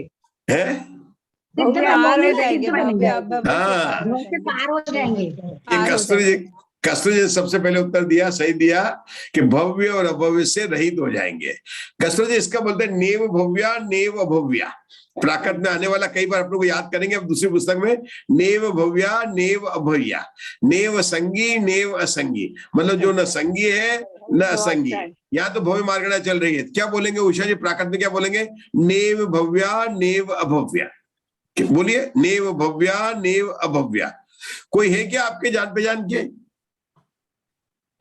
बहुत सारे हैं हमारे, बहुत सारे रिलेटिव सिद्ध बन गए। हम नहीं जान रहे, लेकिन है कि नहीं? ऐसा है नहीं कि आपका कोई रिलेटिव सिद्ध नहीं बना है क्या? बना है तो बहुत लोग हैं। अब हमारा नंबर रह गया पीछे, अब आएगा। तो देखिए इस मार्गणा से क्या भेद बता रहे हैं? शंका पढ़िए मधु जी। इस प्रकार जो भव्य जीवों की संतति का उच्छेद हो जाएगा, समाप्त नहीं, क्योंकि भव्य जीव अनंत होते हैं। हाँ, जो राशि शांत होती है उसमें अनंतपना नहीं बन सकता है, क्योंकि शांत को अनंत मानने में विरोध आता है। शंका, जिस राशि का निरंतर व्यय चालू है परंतु उसमें आय नहीं होती है, तो उसके अनंतपना कैसे बन सकता है? रुकेंगे। अब बात कहां से चल रही है कि उन्होंने ये बताया विमल जी भाई साहब कि जो भव्य जीव है वो आगे को सिद्धि को चले जाएंगे, तो ऐसे सिद्ध होते रहते हैं। और आपको पता है कितने होते हैं? कुछ रूल बता रखा जिला का, मैं आप नहीं बोलेंगे मधु जी, सिर्फ विमल जी भाई से बात तो नहीं है। हाँ विमल, कितने जीव होते हैं? 6 महीने 8 समय में 608 जीव सिद्ध जाते हैं। क्या बोला मैंने विमल जी भाई साहब? 6 महीने 608 बोल रहा। अच्छा, अपना कोरोना काल 3 साल से चल रहा है, 2-2.5 साल हो गया, 2.5 साल ले लीजिए, तो कितने लोग मोक्ष चले गए? 1824 चले गए, 1824 चले गए। अरे ये नहीं बदला अपना, कितने साल? 1.5 साल लिया मैंने, लिया आप लोग कितना? 2.5 साल हो गया ना, 2.5 साल हो गया तो कितना हो गया? 5। तो 608 में 5 करेंगे कितना आएगा? 3040 चले गए। 3040 608 608 608 5 बार करिए तो 8 पंजाने 40, 6 पंजाने 30, 3040 जीव मोक्ष चले गए, नहीं चले गए?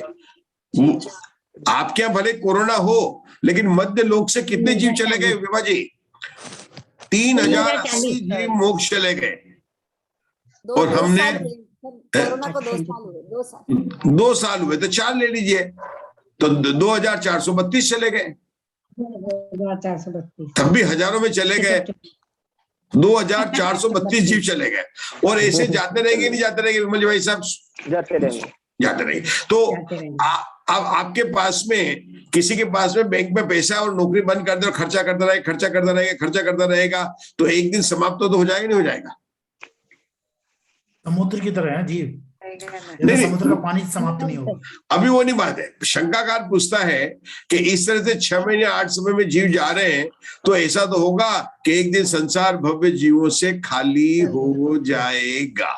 तो आचार्य कहते हैं कि भव्य जीव अनंत राशि, कौन सी रानी है? अनंत राशि। अभी हमने तीसरी पुस्तक में सब आने वाला है, अनंत राशि, असंख्यात राशि, असंख्यात राशि, संख्यात राशि वाले जीव। तो भव्य जीव कौन से?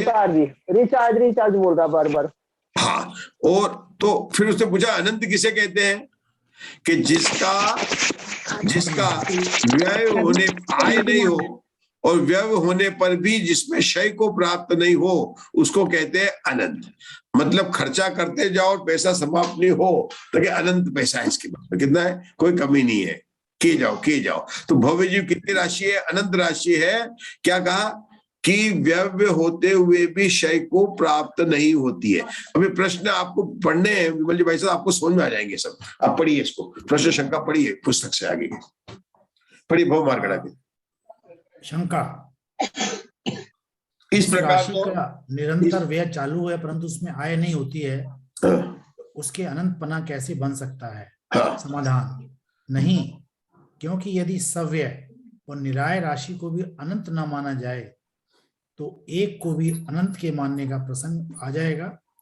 व्यय होते हुए भी अनंत का क्षय नहीं होता है, यह एकांत नियम नहीं है।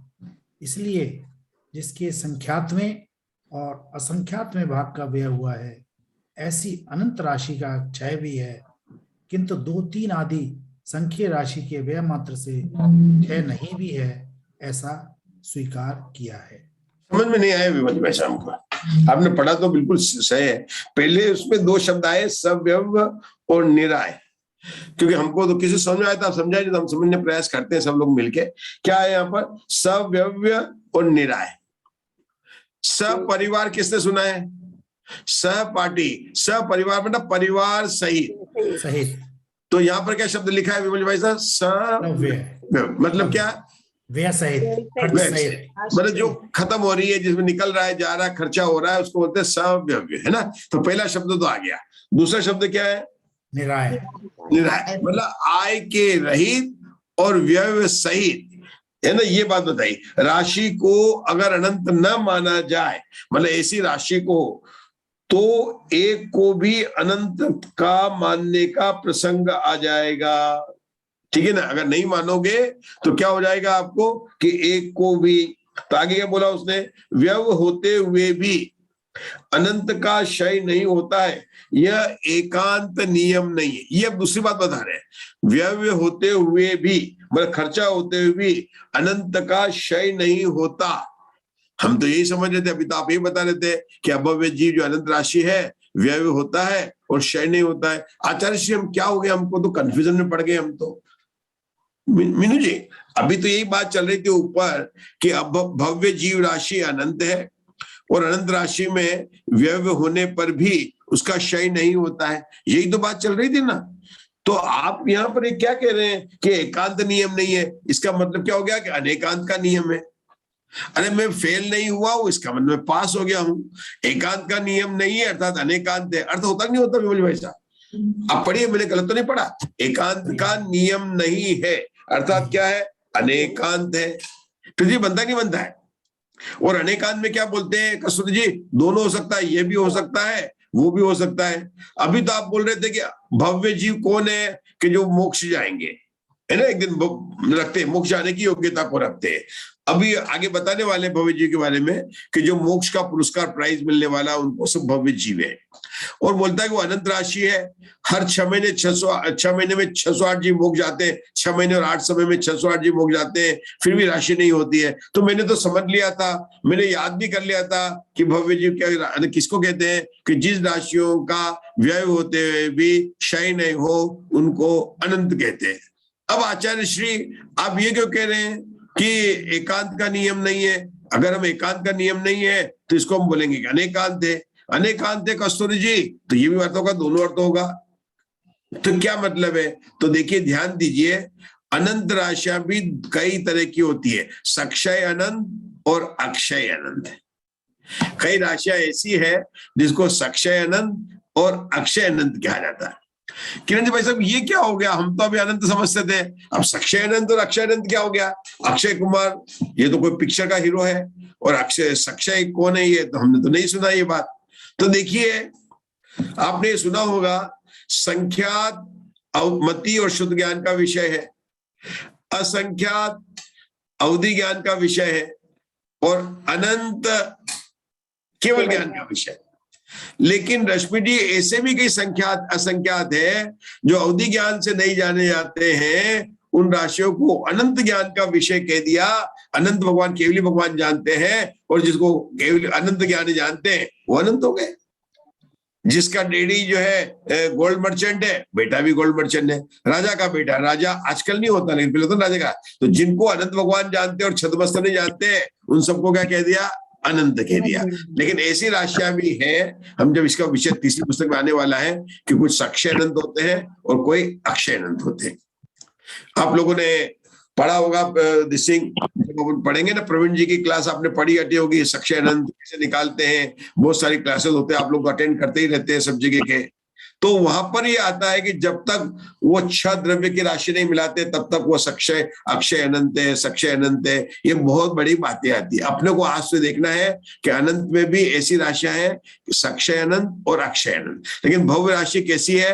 अक्षय अनंत। इसलिए आचार्य श्री को क्या कहना पड़ा कि अनेकांतिक नियम नहीं बताने के लिए कि वहां पर सक्षय अनंत भी है, लेकिन भव्य राशि तो अक्षय अनंत है। चलिए आगे बढ़िए विमल भाई साहब, बहुत अच्छी शंका आने वाली है।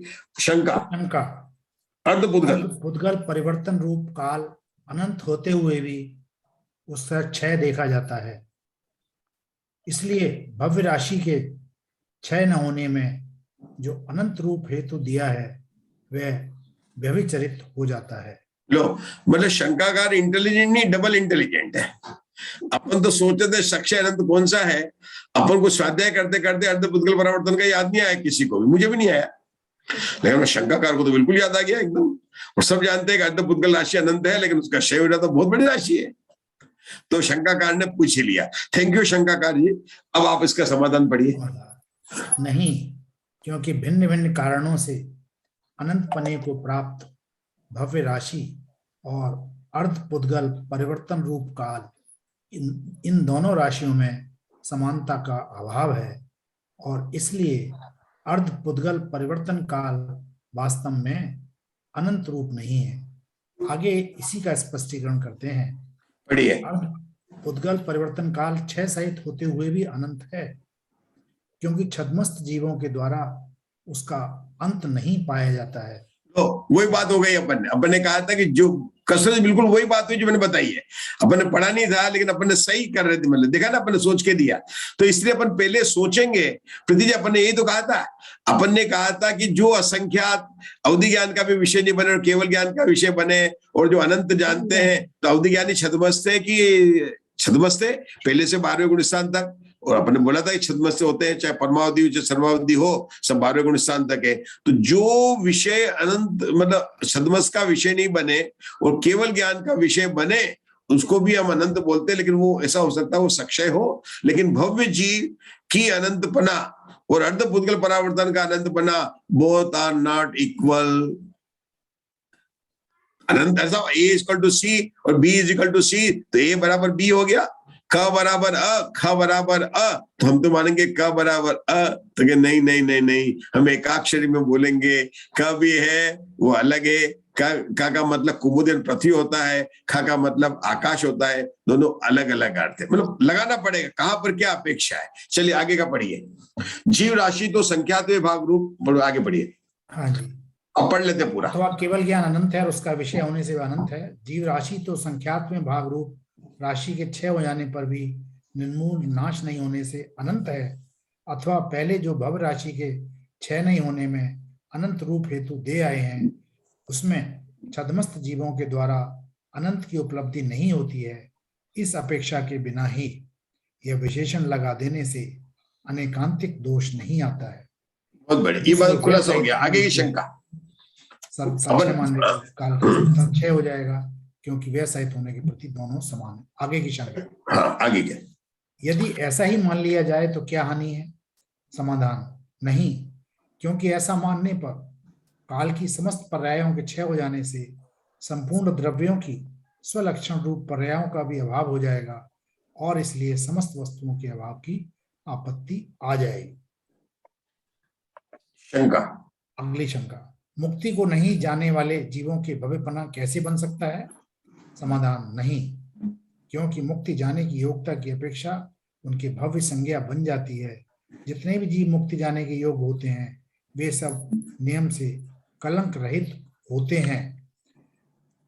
ऐसा कोई नियम नहीं है, क्योंकि सर्वथा ऐसा मान लेने पर स्वर्ण पाषाण से व्यभिचार आ जाएगा। आपने कितनी शंका पढ़ी? कसरी 2 पढ़ी। 2 पढ़ी। मैंने रोका नहीं, आप लोग पढ़ते गए, मतलब आप लोगों को सबको समझ में आ गया। अब आप लोगों को समझाना है पहली शंका को, क्योंकि आप लोग रुके नहीं और आपने दूसरी शंका पढ़ ली। इसका मतलब आप लोगों को सबको समझ में आ गई। मुझे नहीं समझ में आ रही है पहली शंका और दूसरी शंका कि यदि ऐसा ही मान लिया जाए तो क्या हानि है। और कुछ बोला काल की समस्त पर्यायों के क्षय हो जाने से संपूर्ण द्रव्य को स्वलक्षण रूप पर्यायों का भी अभाव हो जाएगा। आशा में मैंने कहा था ना कि कब अंत में फिर वो आके एकदम बढ़िया कोई न्याय किए ना कोई भाषा अपन देख ही रहे हैं कि कोई ना कोई एक चीज अपने को दे ही देते हैं। मतलब है ना, वीरसेन आचार्य बिल्कुल सरल चलते लेकिन कहते हैं कि आप लोग बहुत हो गया टाइम, एक जोरदार बात कह ही देते हैं ना। अब आपने कहा कि भव्य जीव किसे कहते हैं? कि जिसमें मोक्ष आने की योग्यता रखते हैं, ठीक है ना। तो अब मैं बता रहा हूं, किसी के घर पर 2 लड़के और 1 लड़की है, तीनों शादी के योग्य है। अब शादी हो गई, तीनों की शादी हो गई, अब कितने बचे? अगर उसकी समाज की पत्रिका निकलेगी कि कितने कितने लिखेंगे विभाजी, कोई नहीं लिखेंगे, तीनों की शादी हो गई। तो भव्य जीव थे, उन सबकी मुक्ति रानी से शादी हो गई और सब चले गए, मोक्ष में चले गए, तो अब यहाँ पर क्या लिखेंगे? तो काल बीतने पर जब शादी हो गई सबकी बात, जब एक दिन ऐसा आएगा काल बीत जाएगा, सब मिल जाएगी, तो वो जो प्ररूपणा थी कि भव्य जीव ऐसे होते हैं जो कभी न कभी सिद्धि को प्राप्त करेंगे, जो सिद्धि करने की योग्यता रखते हैं, वही समाप्त हो जाएंगे। तो ऐसा होगा, ये आचार्य वीरसेन ने अपने को एक दूसरी स्टाइल से बताई, उस स्टाइल को पकड़ना चाहिए। लेकिन शंकाकार भी कोई कम नहीं है। पूर्ण बोल देता है कि ऐसे भी तो कोई जीव है क्या कि क्या भव्य के मुक्ति को नहीं आने वाले जीव को भव्यपना कैसे बन सकता? ये शंकाकार को क्या हो गया? क्या उसको पता नहीं कि जो मुक्ति को नहीं जाते उसको अभव्य कहते हैं? पृथ्वी ये कैसा प्रश्न पूछ लिया? अभी तो आज तक तो हम समझ रहे थे कि तो बड़ा इंटेलिजेंट है, ये प्रश्न तो इंटेलिजेंट नहीं हुआ। ये तो विभाजी भी हम लोग भी नहीं पूछते कि जिसमें मुक्ति जाने की योग्यता नहीं उसको तो अभव्य कहते हैं ना।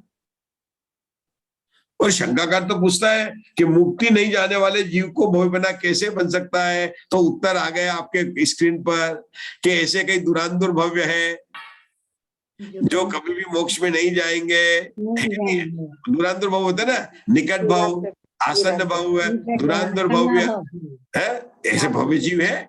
सुना ना, सुना मीनू जी? आसन्न भाव, निकट भाव है ना, मतलब जो जाने वाले, इसी भाव में जाने वाले, निकट में जाने वाले, या जो योग्यता तो रखते हैं कभी नहीं जाते। और उसके लिए अभी जिनागम में विमल जी भाई साहब उदाहरण स्वर्ण पाषाण का ही आता है। कितना ही स्वर्ण पाषाण नाम है, लेकिन कभी वह स्वर्ण पाषाण आएगा नहीं, उसका सोना निकलेगा नहीं और आपको ज्वेलरी शॉप पर वो मिलेगा नहीं। है तो स्वर्ण पाषाण, लेकिन वो कभी भी ऐसा कहीं है, वो कहाँ का दुनिया का कहीं भी आ जाए, लेकिन मेरू पर्वत के नीचे बहुत सारा स्वर्ण पाषाण है। मेरे ख्याल से आलोचना अधिकार नियम सार गाथा नंबर 110 में देखना, हो सकता है 106, लेकिन याद है मुझे 110 से प्रीति जी के लिए होमवर्क हो गया। नियम सार आलोचना अधिकार उसकी गाथा में आया है, मतलब स्वर्ण पाषाण का उदाहरण वहां पर आया है, ये बात है ना। तो वहां पर याद आया मुझे, मतलब वहीं पर ही है ये स्वर्ण पाषाण, अपन समझ गए। अब चलिए आगे का पढ़ लेते हैं, सूत्र नंबर 200, ये आगे का पढ़िए 142। नहीं गाथा है, ये तो गाथा पढ़नी पड़ेगी। कहाँ गए मुग्धा जी? पढ़िए पढ़िए पढ़िए 210 गाथा, बहुत जोरदार गाथा आ गए। शरीर मैं पढ़ू सर? हाँ पढ़िए पढ़िए, पढ़ो पढ़ो। हाँ पढ़िए पढ़िए, वाचा वाचा। चलो दोनों दोनों को पढ़ाएंगे, आप चिंता मत करो, पढ़िए ना। निगोद शरीरे जीवादवपमान दो सिद्धे हि अनंत गुणा सौवेण विदित कालेन। बहुत बढ़िया, पढ़िए कस्तूरी जी। निगोद शरीरे जीवादवपमानदो दिट्ठा सिद्धे हि अनंत जीवा अनंत गुणा सौवेण विदित कालेन। बहुत बढ़िया, हिंदी में पढ़िए अभी। द्रव्य प्रमाण की अपेक्षा द्रव्य प्रमाण की अपेक्षा सिद्ध राशि से और संपूर्ण अतीत काल से अनंत गुणे जीव एक निगोद शरीर में देखे गए हैं। बहुत बढ़िया, मतलब सिद्ध कितने हुए आज तक, वो सिद्ध कितने हैं? तो क्या कहते हैं, एक निगोद शरीर में कितने जीव हैं? संपूर्ण अतीत काल से सिद्ध राशि से और संपूर्ण अतीत काल से अनंत गुणे जीव एक निगोद शरीर में हैं। और निगोद शरीर कितने होते हैं? कितने निगोद शरीर है? असंख्य, अनंत, जितने आकाश में कौवे हैं, अनंत अनंत अनंत है। मेरे ख्याल से 5 बार लोग को असंख्यात को गुणा करें, वो है ना, ये आ गया, कसरत जी को याद आ गया, मुझे कुछ ऐसे याद, 5 बार गुणा करना पड़ेगा। इतने तो शरीरों की संख्या है, बार को 5 बार गुणा करने का। हाँ मेरे ख्याल से अंडर, आवास, पुलवी है ना, ये जो 5 बार करेंगे तब जाके तो निगोद शरीर कहते हैं। एक निगोद शरीर में अतीत काल के जितने समय बीत गए, अतीत काल कितना? अनंत। और जितने सिद्ध हुए उससे भी अनंत गुणे। अनंत गुणे निगो शरीर में जीव रहते हैं। ये यहाँ पर काशाबेन को छूट गया, ये गाथा अपन पढ़ चुके हैं, पहले भी आई है ये गाथा, काय मारगड़ा वगैरह में आई है। ये दव प्रमाण से लिखा है, लेकिन काल की बात कर रहे हैं, संपूर्ण अतीत काल से अनंत गुण है। मैंने उस दिन भी बताया था। वैसे मुझे पता है कि अपन भूल गए हैं, धवला पुस्तक फिर शुरू करते हैं। समय किया अतीत काल में संख्यावाचक है कि इतने। हाँ, तो यहाँ पर लिखा है, लेकिन काल प्रमाण से दो लेना। द्रव्य प्रमाण से कितने हैं कि सिद्धों से अनंत गुण है, और काल प्रमाण से कितने हैं अनंत गुण है। दोनों प्रमाण से संख्या की अपेक्षा भी बताया और काल की भी अपेक्षा से उसका प्रमाण बताया। चलिए अब आखिरी ये सूत्र पढ़ लेते हैं और यहाँ फिर रुकेंगे अपन। पढ़िए आगे का सूत्र पढ़िए। भव्या सिद्धि जैसी जीवानम ते भवन्ति भव सिद्धा तव्यरिदार भव्वा संसारादो न सिद्धन्ति। पढ़िए। भव्यों से विपरीत, भव्यों से विपरीत अर्थात मुक्ति गमन की योग्यता न रखने वाले अभव्य जीव होते हैं। कहा भी है, जिन जीवों की अनंत चतुष्टय रूप सिद्धि होने वाली हो अथवा जो उसकी प्राप्ति के योग्य हो, उन्हें भव्य सिद्ध कहते हैं। और इनसे विपरीत भव्य होते हैं। ये संसार से निकलकर कभी भी मुक्ति को प्राप्त नहीं होते हैं। अभव्य जीव कभी भी मोक्ष में नहीं जाएगा। ये भव्य तो अभव्य तो कौन सा भाव है? औदायिक भाव, शायिक भाव, शायिक शमिक भाव, कौन सा भाव है? पारिणामिक भाव है। बहुत बढ़िया, पारिणामिक भाव। चलिए बहुत बढ़िया। 142 सूत्र पढ़िए जल्दी, आगे पढ़िए जरा। 142 और 143 दोनों सूत्र पढ़ना है अपने को एक साथ। भव सिद्धिया ए इंद्रिय, मैं पढ़ू ना? आप पढ़िए, पढ़िए बोलो विभा जी। कौन पढ़ रहे? पढ़िए ना, कोई भी पढ़िए। कस्तूरी जी पढ़ रहे हैं, कस्तूरी जी। भव सिद्धिया ए इंद्र ए दिन ए दिया पहुड़ी जावद अजोग केवलिति। रुकेंगे चलो और कोई पढ़ो। भव सिद्धिया ए इंद्रिय पहुड़ी जाव अजोगी केवलिति। बहुत बढ़िया। ये प आधा जरूर बोलने का सब लोग प्रयास करना है ना, सबका बता रहा हूं मैं। आधा प इंद्रिय पहुड़ी, क्योंकि मैं आप लोग सूत्र बोलते हैं और कई बार आपको बोल देता हूँ बहुत बढ़िया, और हो सकता है कि उस शुद्ध में उच्चारण में रह जाती है, लेकिन मेरा ये रहता है कि आप प्रयास बहुत बढ़िया है। ये मत सोचना कि मैंने हमेशा आपको बोला है कि आप लोग YouTube में सुने और कैसे बोले, क्योंकि मैंने बताया अपने अभी भी क्या ममता जी दोषी जी, मैं सबसे बोल रहा हूँ, बोलने में आधा प जहां पर संयुक्त अक्षर है उसमें बोलने में थोड़ी हमको इम्प्रूव करना है। मैं नहीं कह रहा हूँ नहीं हो रहा है, तो ये यहाँ पर भी अपने को ध्यान रखना है।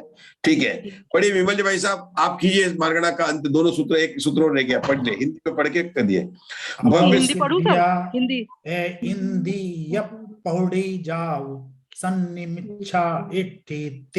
हाँ, हिंदी पढ़िए दोनों सूत्रों की, 142 और 143 की।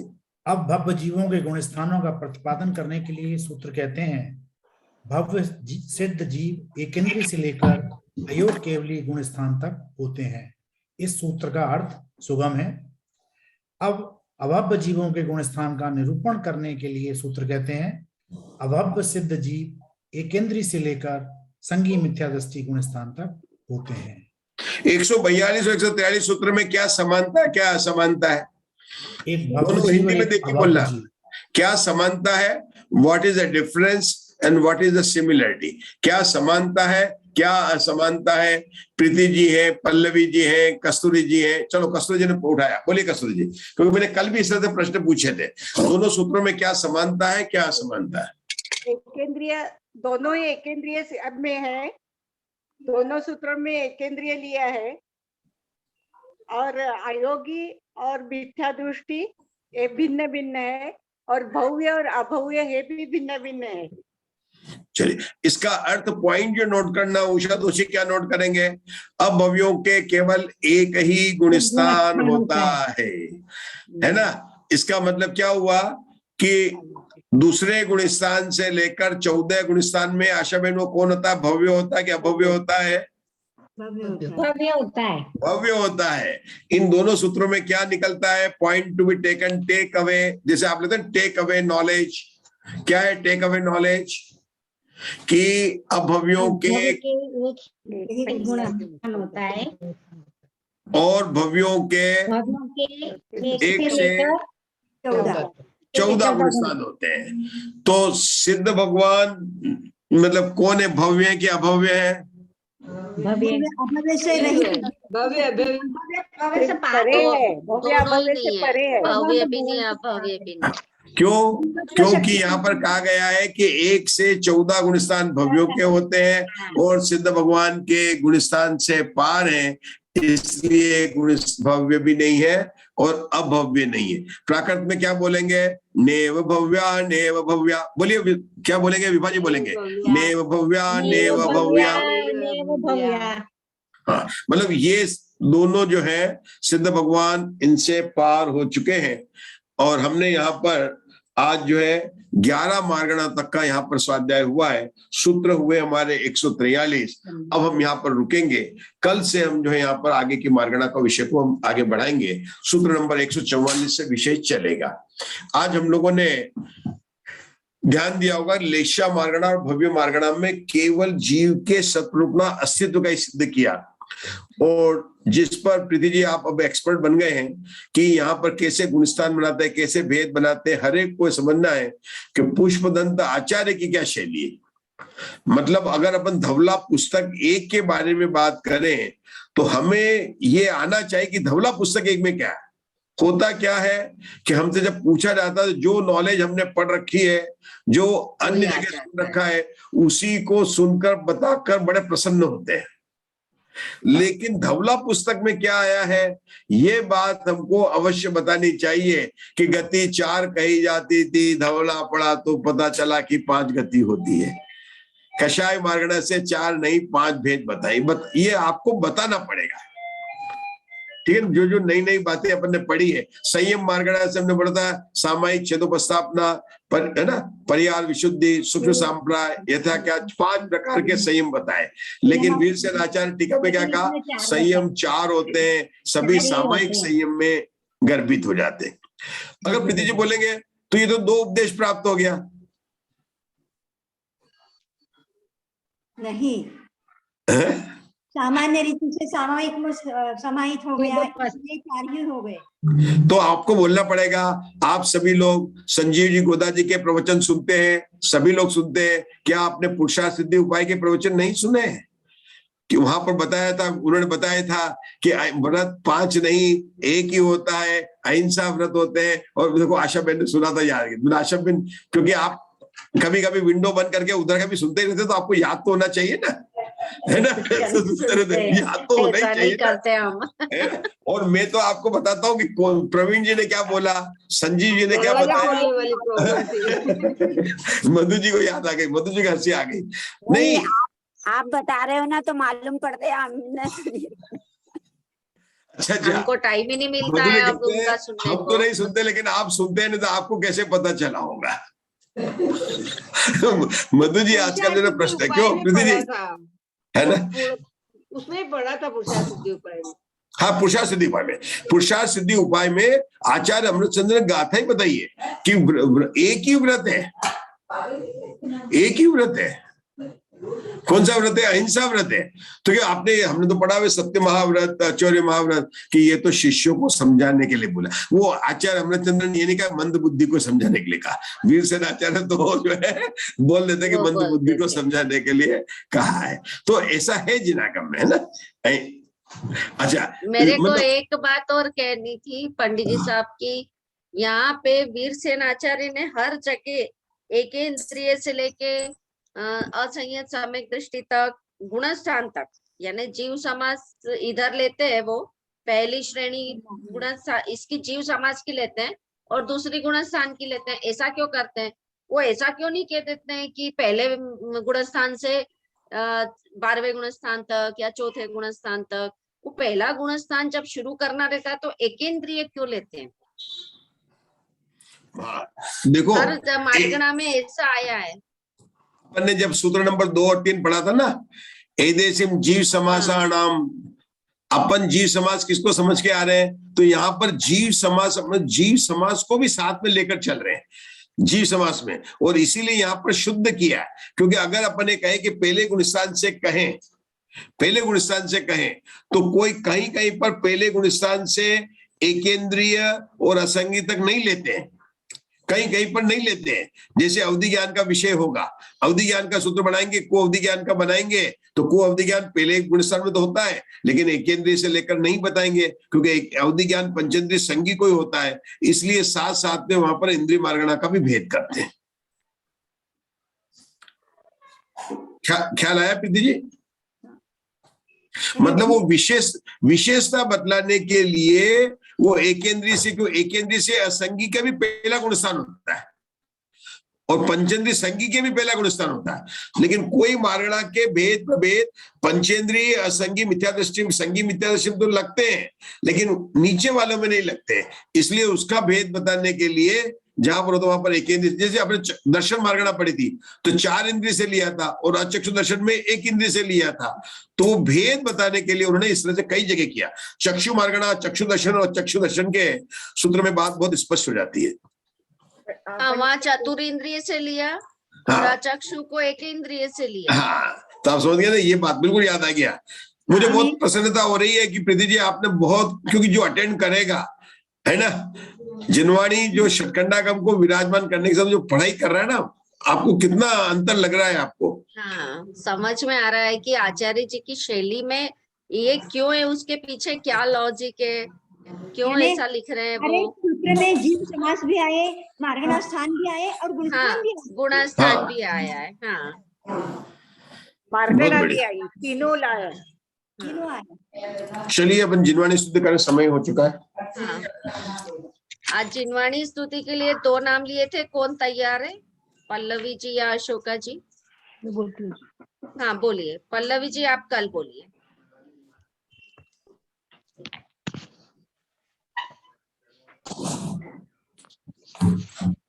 जयवंतो जिनवाणी माता, जयवंतो जयवंतो जिन धर्म महान, जयवंतो जयवंतो श्री कुंद कुंद अरु, जयवंतो वीतराग विज्ञान, जयवंतो श्री जिनवाणी माता, जिन धर्म महान। हे माता तेरी करुणा से पाएंगे हम पद निर्वाण, जयवंतो जिनवाणी माता, जयवंतो जिन धर्म महान, जयवंतो रत्नात्रय की निधि को पाकर हम भी बन जाए भगवान, जयवंतो जिनवाणी माता, जयवंतो जयवंतो जिन धर्म महान, जयवंतो भव कानन से हम निकलेंगे, आज रहे हैं मन में ठान, जयवंतो जिनवाणी माता, जयवंतो जयवंतो जिन धर्म महान, जयवंतो जिनवाणी के ज्ञान से तुझे लोकालोक, सोवानी मस्तक नमो सदा दे तू, ये जिनवानी भारती तो ही जपो दिन जो तेरी शरण आ गए सो पावे। नोवाल नमकार मंत्र। नमो हरि।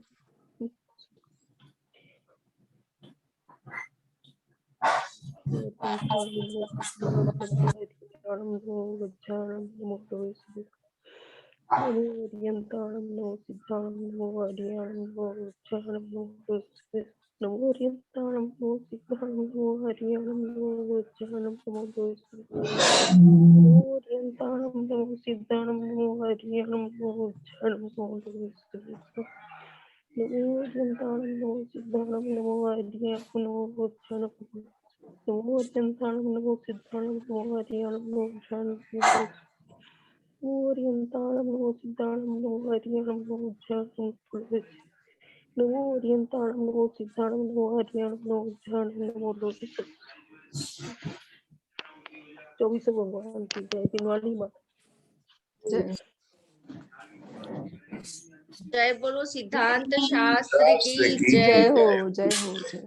जय जिनेन्द्र सभी को। जय जिनेन्द्र सभी को, जय जिनेन्द्र। पंडित जी साहब आप होस्ट हैं, आपको एंड करना है। सभी को जय जिनेन्द्र।